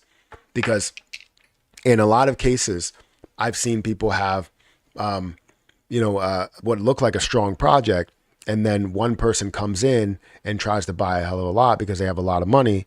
And now people are getting interested. They're getting really interested. It goes to a way higher price, but the liquidity stays the same, right? It's staying at about $100,000 that they put in there. And like, oh, $100,000 is amazing. That's fantastic. But it goes up to a $10 million market cap, $20 million market cap. Like Glenn said, you have that spread far away from the actual liquidity there. And if they don't build up that liquidity as the price is going up, you're not going to see when that larger whale sells, you're going to see it come back down to close to $100,000 market cap versus being at 10 billion or $10 million.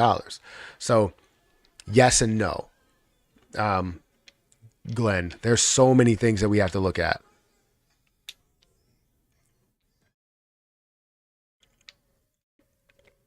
If I become a millionaire, I would have to get a nice performance car. I love cars. I wouldn't get a Lambo, but I'd be happy with a BMW M4 or something. I would honestly be happy with like any EV car. I like EV cars. I like electronics. I like EV cars. They're just, and I understand that there's been issues. I've seen people have a lot of issues on road trips and stuff. And their cars now have to be towed instead of going to get gas and having a tow truck bring you gas or something. You now have to have it charged. And how do you get a car away from where it is? You would have to get it towed because it's an EV car and not a gas car. Right? You can go and get gas. You can't go and say, hey, bring me some electricity. That's not going to work. I mean, eventually they'll find a way to do that. It'll probably be through like a generator, a portable generator or something. But I don't know. I'm a big fan of like electric cars, whether that be Tesla or it's even the EV cars from Kia. I have a Kia. So EV cars from Kia, EV cars from somewhere else. I bought my wife an EV. That thing is fun to drive. Yeah, I mean they definitely pick up speed pretty fast. It's just like you driving one of those or have one of those RC cars, the pumped up RC cars, and how fast that takes off. That's basically what driving like a Tesla or driving like one of those, EV cars is like.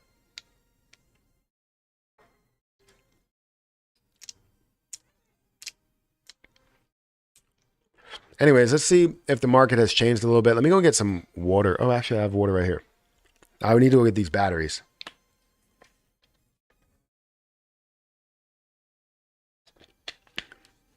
Give me a second.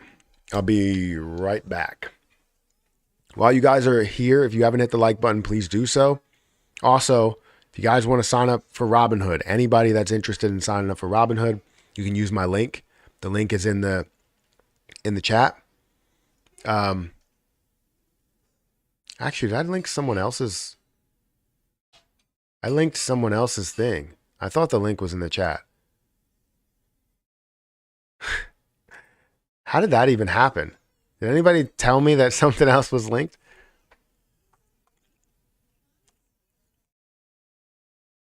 Let me go ahead and link this up.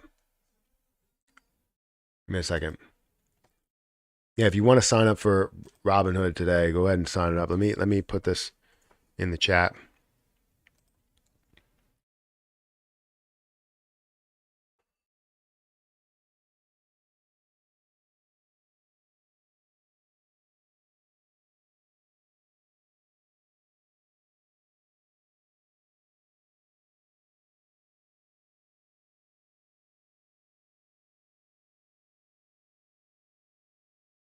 There we go. Let me go all the way down here and make sure.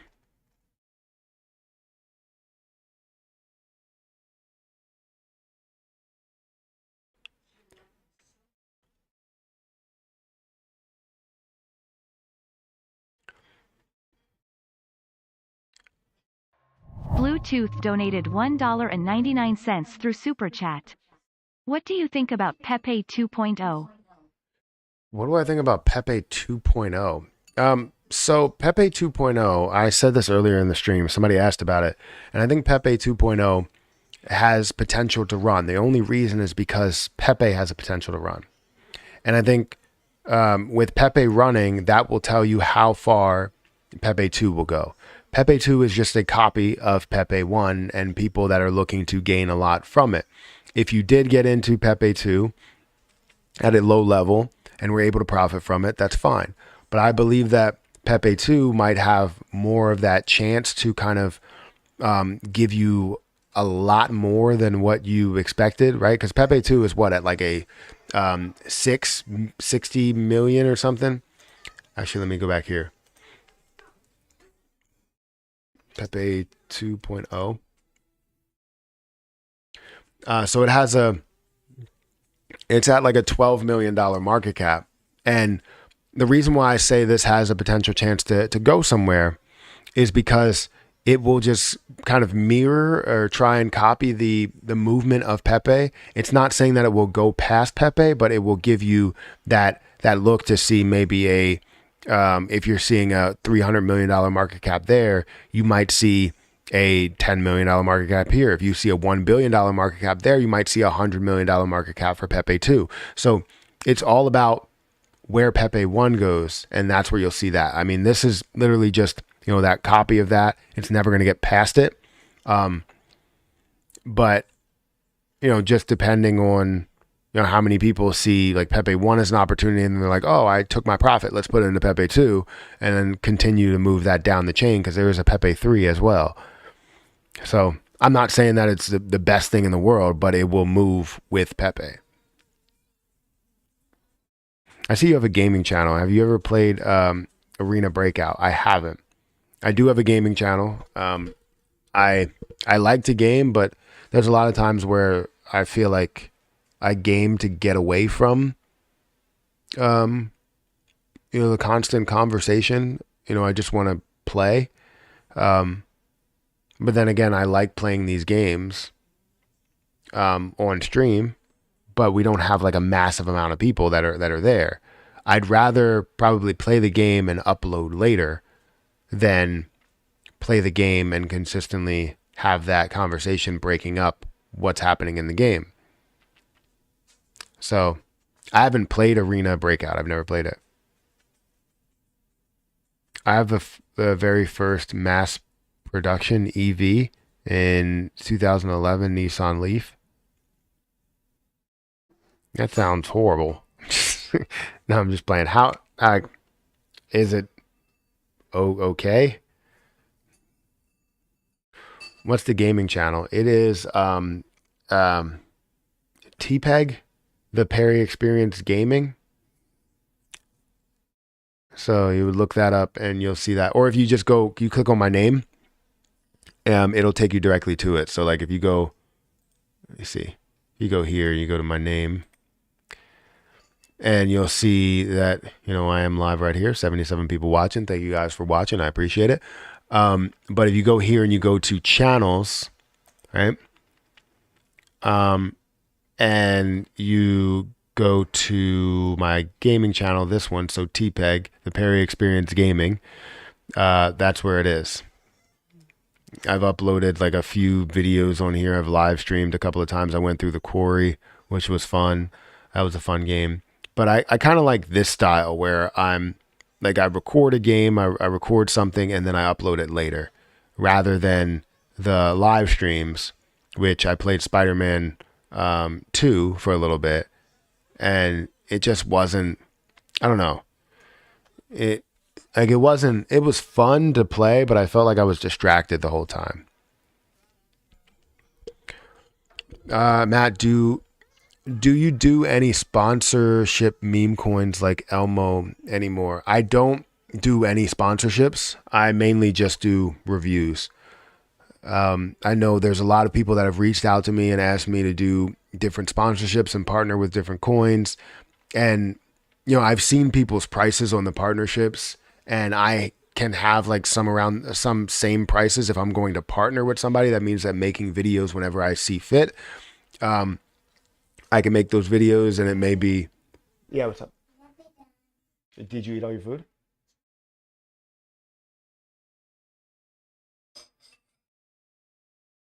You just have a couple left, or are you basically done?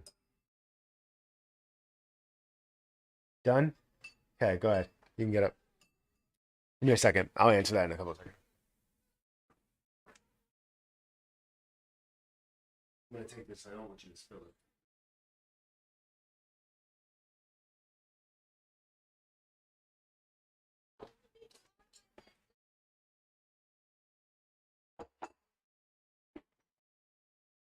But yeah, um I don't know. I didn't like the gaming live streaming. I'm probably gonna just like play the game, record it, and then go from there.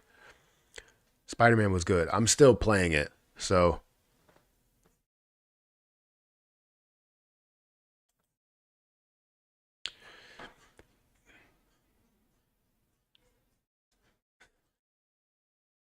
um so yeah. When it comes to sponsorships, yeah, I don't do any of that stuff anymore. It's just so tough to figure out. Like, that people are legit, right? Like they're transparent in the beginning, but the bear market really gets to people. And even sometimes in a bullish market, they still you still think about it and they're like, all right, well, maybe they want to take profit and take advantage of people. There have been so many projects that have reached out to me and asked me for sponsorships and, partnerships. And I'm like, I can't do it. There's also been exchanges that have asked me for partnerships as well. Lower level like exchanges that are just really getting started. And and they wanted me to like move coins over there and trade over there and all that stuff. And I'm like, I don't want to move my projects or move my cryptocurrencies out of the exchanges that I'm with. But, if you truly have a good exchange, we can talk about the benefits and, have a sponsorship there. But then it's like, how legit is that exchange? Because it's just getting started. I want sponsorships from like crypto.com or Coinbase or even Robinhood or something. Like I want some sort of sponsorship there from like a bigger company that's not going to fail. Not saying that these companies that are reaching out to me are going to fail. I'm just saying it's when you look at FTX and you look at all the situations that has happened, you don't want to sit here and partner with an up and coming exchange.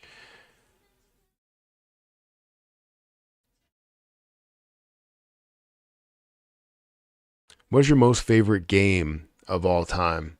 Game to play? Um, um, of all time, like ever. What game did I play the most?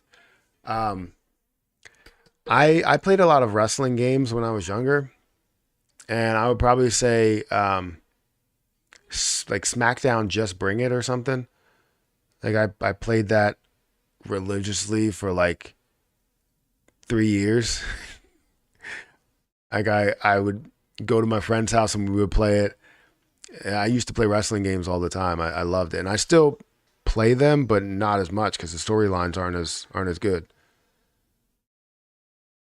Um, but that um, I'm trying to think like old school games, because I used to play a lot of stuff. But I love nowadays. I love Assassin's Creed. I play Assassin's Creed all the time. I played every single Assassin's Creed that's out there.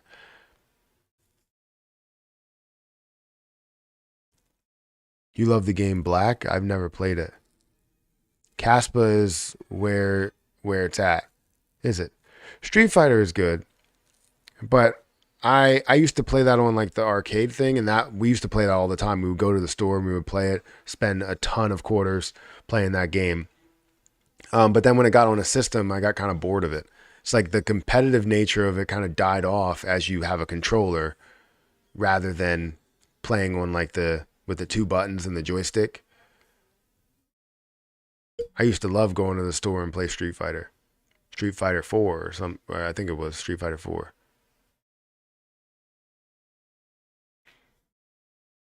But now, like I said, Assassin's Creed, um, Call of Duty, Spider-Man, Ninja Turtles arcade. I don't think I've ever played it. I played the Ninja Turtles game that released just recently.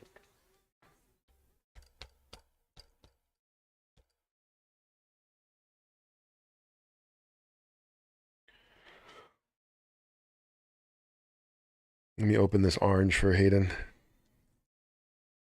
I was waiting for her to get done with her cereal so I can open this orange.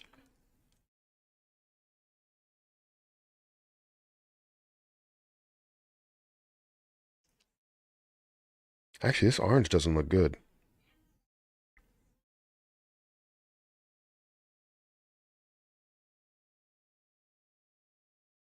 This orange doesn't look good.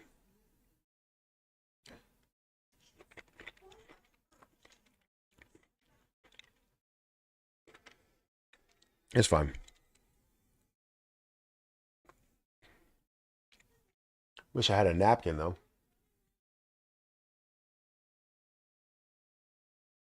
Um,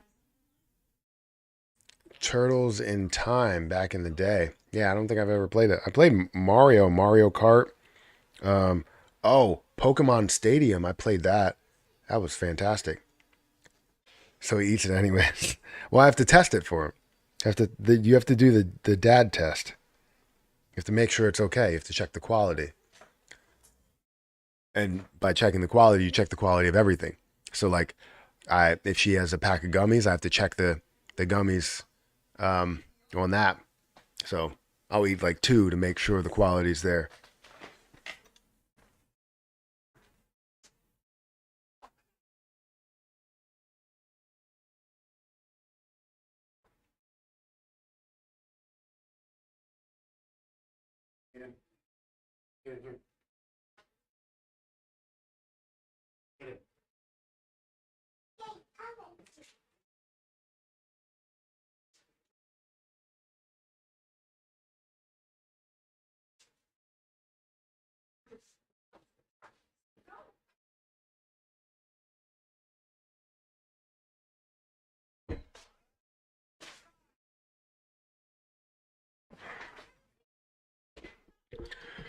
Um,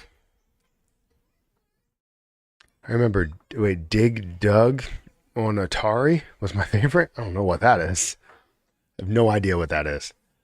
I still own a Nintendo 64 with Stadium 1 and 2. Yeah, I haven't. I don't own. Well, lied. Do own Nintendo 64. Erica has one, but we don't have Pokemon Stadium. I would love to play it.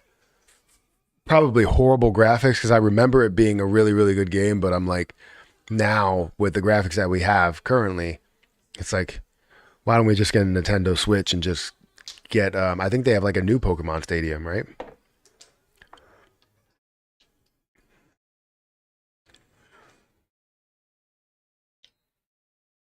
Hell yeah, pumping up the things so they explode.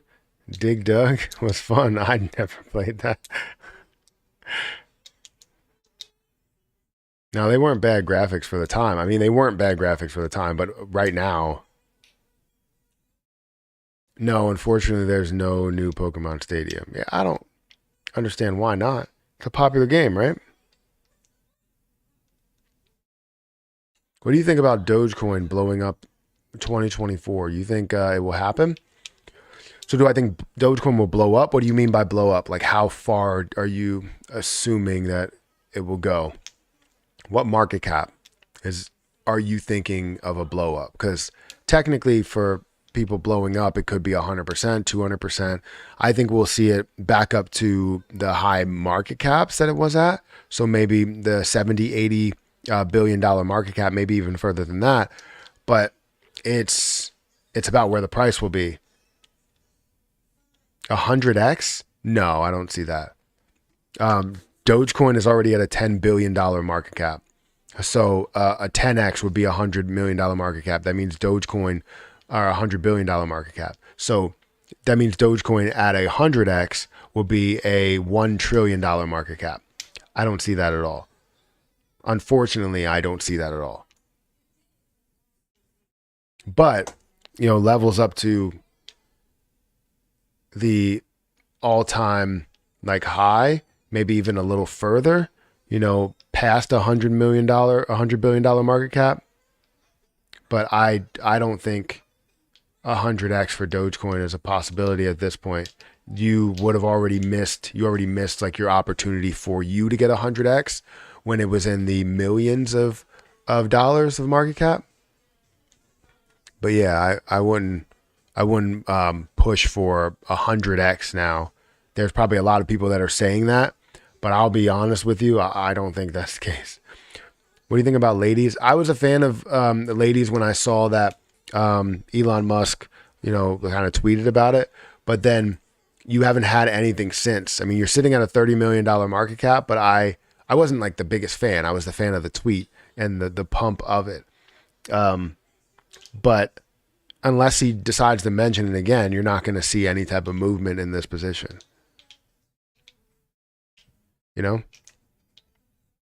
Everything I'm in is a 500 million to $1 billion market cap. Big potential this bull run. Yeah, I mean, when you're in that high, you shouldn't expect like 100x.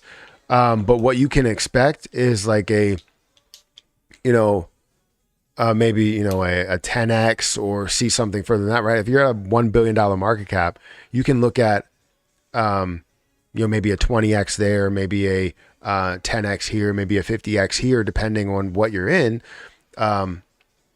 You might have a lot of opportunity, whether it's Terra Luna Classic or Pepe, or I'm trying to think, or CRO, right? That's at a $1 billion market cap. And you can expect, for me, I look at that as a huge opportunity, not only to a $100 billion market cap, but a lot further because of, how much CRO is supported and held. Oh, that sucks. I was considering making a play for ladies. I mean, look, this is not to take an opportunity away from you. Elon Musk, someone said Elon market manipulation instead of Elon Musk. But yeah, I think when you look at something like ladies, right? It's right in front of this on the screen. When you look at something like ladies, you can say it has some potential to gain something, but you have to find the right opportunity. Another YouTuber was saying Cardano can 100x. Who in the heck said Cardano can 100x? To a $1 trillion market cap? Look, so the reason why they would probably say that, it would be a $1 trillion market cap because currently Cardano is at what, like a $10 trillion market cap? Um, Yeah, $10 trillion market cap. So the reason why people would say that compared to what you see with Dogecoin is Dogecoin, unless it has like a massive use case, which right now it doesn't look like it does or really will have a massive use case, that's not also partnered with other things. So like if you use Dogecoin as a form of payment on Twitter, you're probably going to have the ability to pay with Bitcoin and Ethereum and all other cryptocurrencies, which means that it's not just a use case for Dogecoin. However, Dogecoin could pump to a hell of a lot higher. The reason why they're saying that for Cardano is because it has more usability behind it. It's not a meme coin. So they're saying that it can get up to that point. And I believe that Cardano can be worth hundreds of billions of dollars, but I'm not necessarily putting in the $1 trillion market cap level yet. I can't say that that's the case. Does it have a potential to do that? A very slim chance to have that happen. For Dogecoin, I would say you're looking at, a max if you're going to approach this, a max of a $200 billion market cap, absolute max. For me, that's what I see, which would be a level of $1 and above, because currently seeing 141 billion coins means that if you get to a $141 billion market cap, it is at $1. If you get to a $200 billion market cap, it's at like $1.50 or something, right? $1.30. So you have a level above that dollar that it does approach, but it probably will resist heavily from an actual dollar. But Cardano is kind of a different story. I wouldn't compare the two, but I still wouldn't even put Cardano up in the $1 trillion market cap level. That's not a tillion, that's a billion.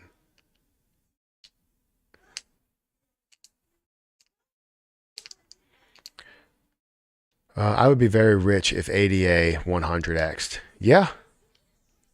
If ADA added another, I have 10,000 ADA.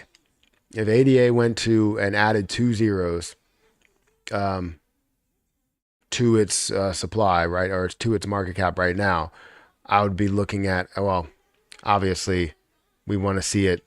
I want to see it get up to $1, then make that move. We would be seeing a lot, right? I don't really know exactly how much that would be, but it would be a $1 trillion market cap. Whatever price that would be, I don't know, but it would be a lot.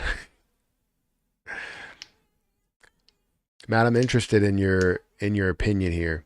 For some reason, I can't unstake my soul from Trust Wallet, even though I have enough to pay the fee. What do you think the issue is? Well, I don't use Trust Wallet as much. I still have Trust Wallet, but I don't use it as much. So you said you can't unstake your soul in Trust Wallet, even though you have enough to pay the fee. I mean, typically that's probably what I would say, is that you don't have enough to pay the fee. But if you do, I have no idea what's going on unless I see the issue. And even to that extent, I still probably can't figure it out. ADA is at 29 cents. I could see it's at 28.99 cents right now.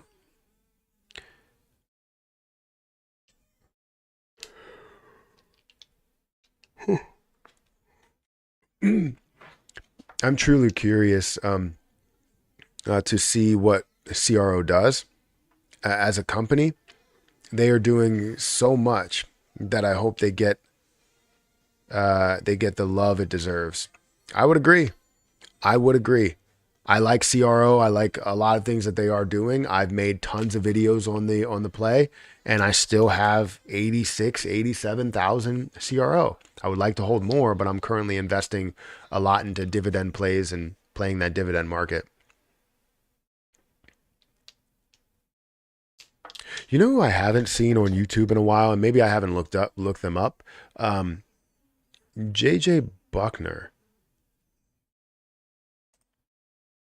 I haven't seen him on YouTube in a while. Let me see if I can find him. Because I know he used to go through his dividend portfolio a lot, and then he paid off his mortgage and everything, and he's at 162,000 subscribers. And his last video was 4 months ago. I wonder what he's doing. because he used to make a lot of videos, and really really good videos. Like he had some options trading videos that had close to 1 million views. He's had do I regret paying off my mortgage early? That was 577,000 views. Dividends, $1,000 in dividends. I know he made a lot of dividend videos, and I liked it, and I still like it. I think he's putting more effort into other places. Oh, he has a investing freedom channel where he uploaded 3 days ago.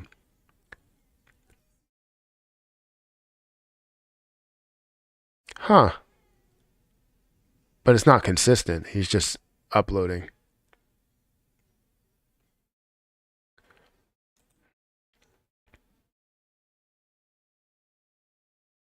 But that's great that he's still uploading.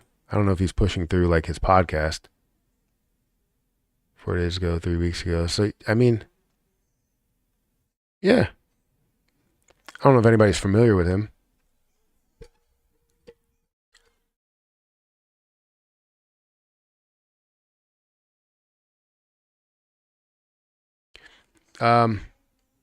86K. So I don't have. It's not $86,000.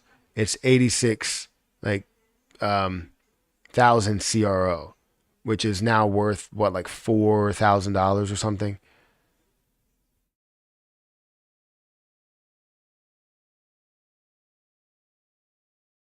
You know. Let me see where the stock market is right now. Give me a second. Let me close this and make sure I don't have to log in to anything.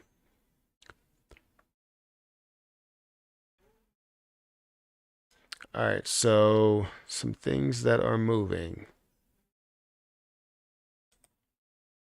So the markets look like they're down in the pre-market right now. So, being down 1%, um, almost 1% for the Dow, Nasdaq 1.7%.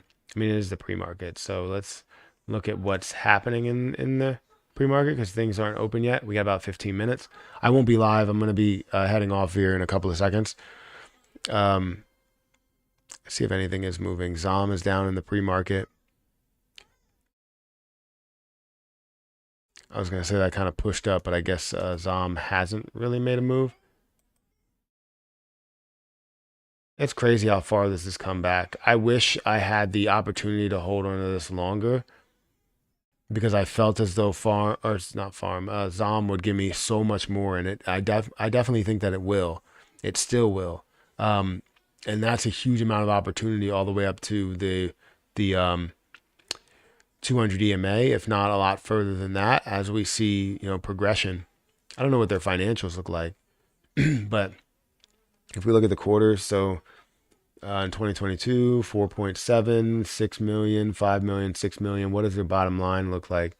So if they have a net income, they have a net loss every year.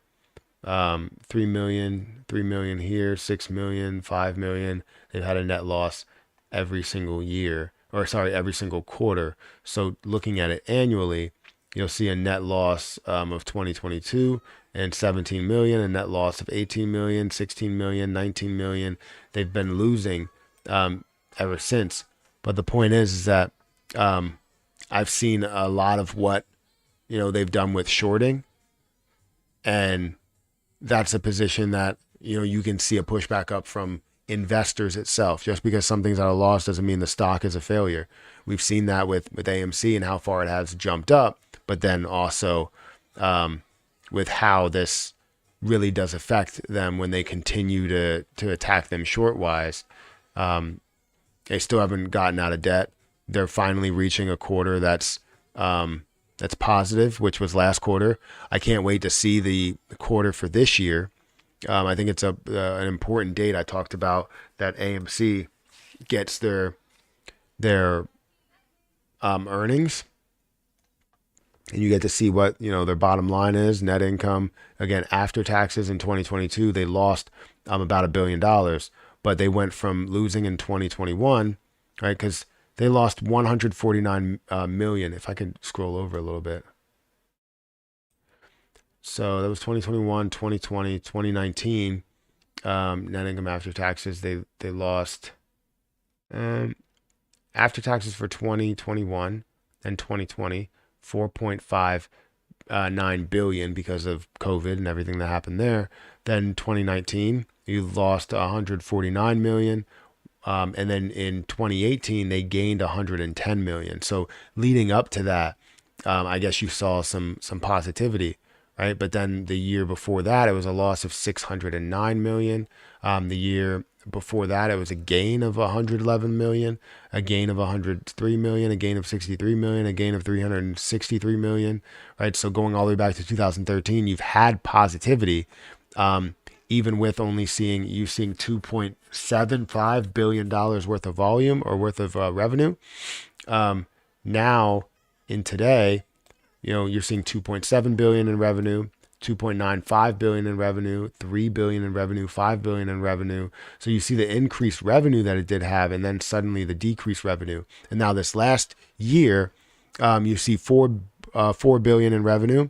You scroll down, and we're seeing after taxes, you lose 973 million in revenue. And I would imagine you're going to lose somewhere around, let's say, if we could find something positive. Let me look at the quarter. So for 2023, you have the first quarter of 2023, the second quarter of 2023. The first quarter, you lost 235 million, gain of 8 million in the second quarter. And I hope that in the third quarter, you also see a gain so that you see an increase year over year, because currently quarter over quarter, you're seeing an increase of a hell of a lot more. So,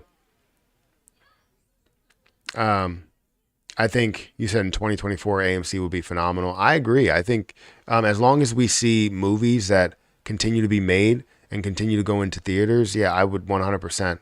Popcorn sales, not to mention. Yeah, 100% agree.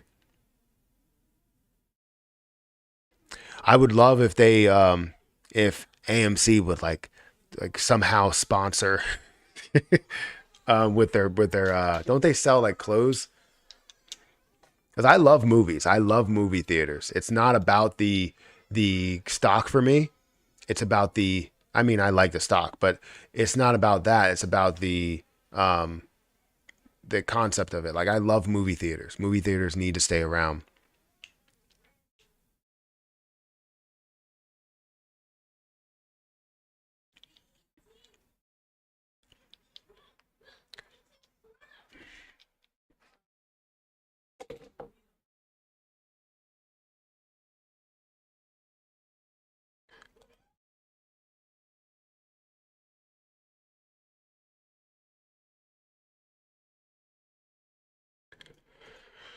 I think I'm going to be getting out of here soon.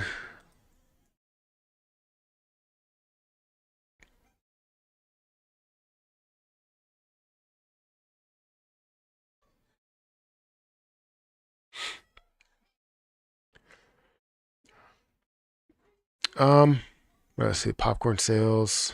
Wait, where were we at? Amazon is doing good too. Yeah, I mean, Amazon has always been doing good, but I'm trying to find something that has historically been doing bad for at least the last few years and is finding a way to turn it down.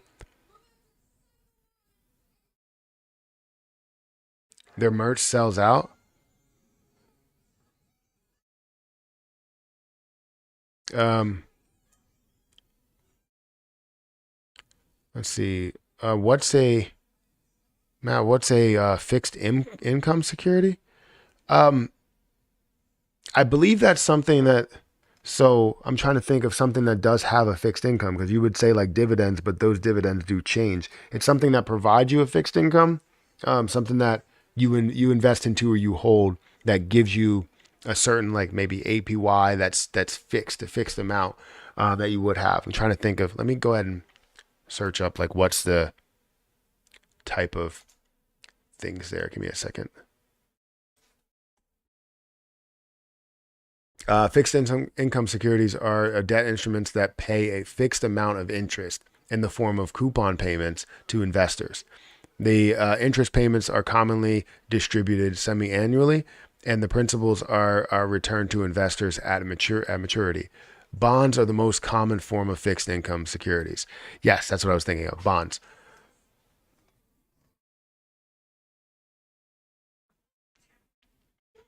Netflix is supposed to be opening some kind of building. I don't know why they wouldn't make their own theater. People would flock to it. I mean, maybe you're right, but it also, like, they would have to be the choice. Like, they would have to spend a lot of money to put in there, and historically Netflix has lost money. And what it shows on their income statements here, it shows that they're gaining money, like their net income overall. Um, but I forget exactly how they've expressed that they are actually losing money with the amount of, like, accounts, like payables, that they do have.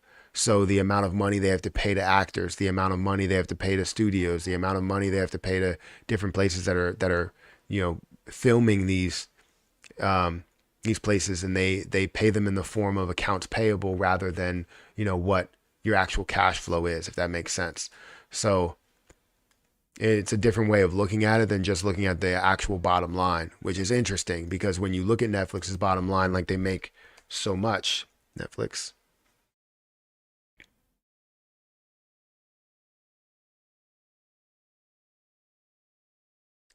Net income after taxes, like, you see they made 1.3 billion, in the quarter, 1.4 billion in the quarter, 1.6 billion in the quarter. We look at annually, they make 4.1 billion, 4.8 billion, 2 billion, 1 billion, right? How much they're making every single year. And you could see that they look profitable.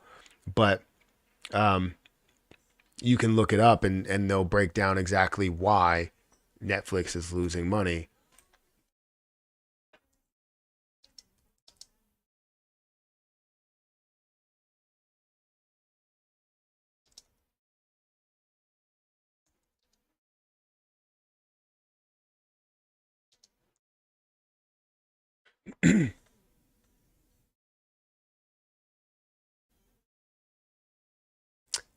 Um,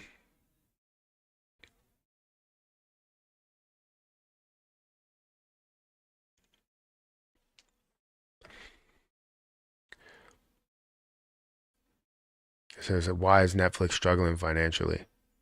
This the streamer focused on its standing revenue drivers rather than its increasing prices.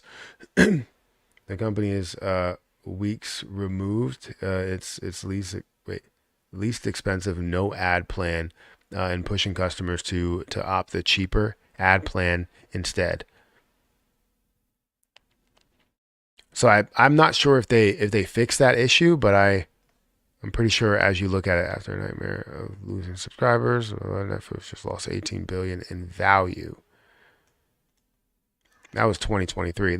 So when I looked at all of this, it was back maybe 2 years ago. So as you look at Netflix, they're losing money in the form of value and subscribers.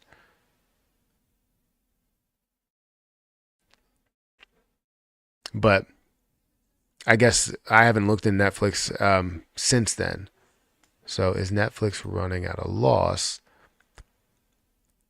Netflix has been incurring losses for a number of years, but it is still in business because it has a large and growing subscriber base.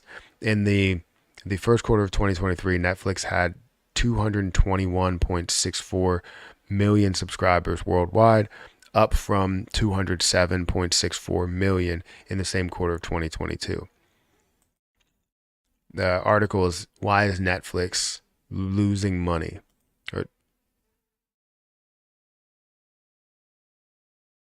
No, that's not it. What's happening here? Report seems to indicate their finances may not be in the best order. As of March, Netflix reported a 14.7 billion in debt, mostly recent. The streamer raised 2.2 billion in debt last fall, The company, in its Q1 2020 shareholder letter, said our current plan is to continue to use debt to finance our investment needs.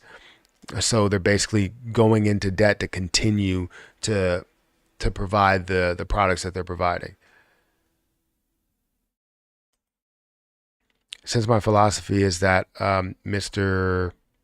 something, Charles Dickens, David Copperfield, uh, debts such as the above terrify me. Annual income, £20. Annual expenditure, £19. 19 shillings and 6 cents results in happiness. Annual income, £20. Annual expenditures, £20 ought. Um, and 6 is a result of misery. I don't know what they're talking about there. Whether the debt amounts means that we're going broke, no idea. But it doesn't seem very. It doesn't seem a very to me, or too very to me, very healthy bank balance. I don't know what they're saying there, but basically, while you see the income, you're also seeing the debt side of it.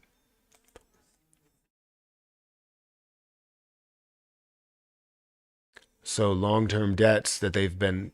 So while you see that they're gaining billions of dollars, they also have a running debt. So they have a large running debt here of 14.7 in long-term debts. Total liabilities. These are total long-term debts. You have 14, I guess total debt. Yeah.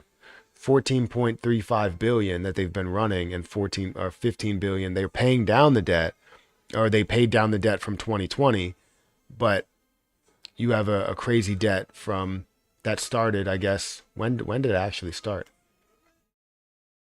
So you see the debt that really started maybe a little bit earlier than 2015, or let's see, 2013. So total debt in 2013, it seemed like they had a running debt ever since 2013. So we see that go from 500 million to 900 million to 2.4 billion to 3 billion, then to 6.5 billion to 10 billion, to 14 billion to 16 billion, then has dropped to 15, and then recently to 14.35 billion. So you've seen that the debt has increased, over time, and they've just had this running debt while being able to annually bring in, when you look at net income, and let's net income here to bring in 4 billion or 5 billion or whatever, but they're not consistently paying off that debt, right? They're putting some of that money into new talent, new things, but maybe they've now found a way for the past 2 years to slowly pay off that debt.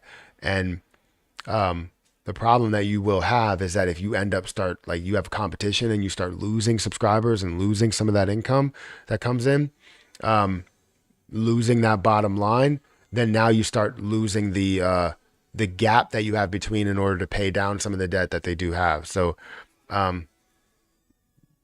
AMC has what, like $1 billion or something in debt. I do want to check AMC. Give me a sec. They do have a lot in debt, but they're finding ways to pay that down. So their net income that you see again for 2022 has increased. So that's good to see. But we want to see that at a way lower level for 2023. So I can't wait for that. But if we look at the balance sheet and look at the long-term debt, they have 5.2, or I guess total debts. They have, where's the total debts? Right here. $5.2 billion. They've been trying to pay down that debt. So they paid down 200 million. They paid down 300 million. And I believe that was from offering shares of common stock. So I don't know if they'll continue to do that, but eventually we'll see AMC at a better rate, and can finally, be able to consistently pay that down. AMC is paying off the debt at discounts. How are they paying off the debt at discounts? Do you have an article for that?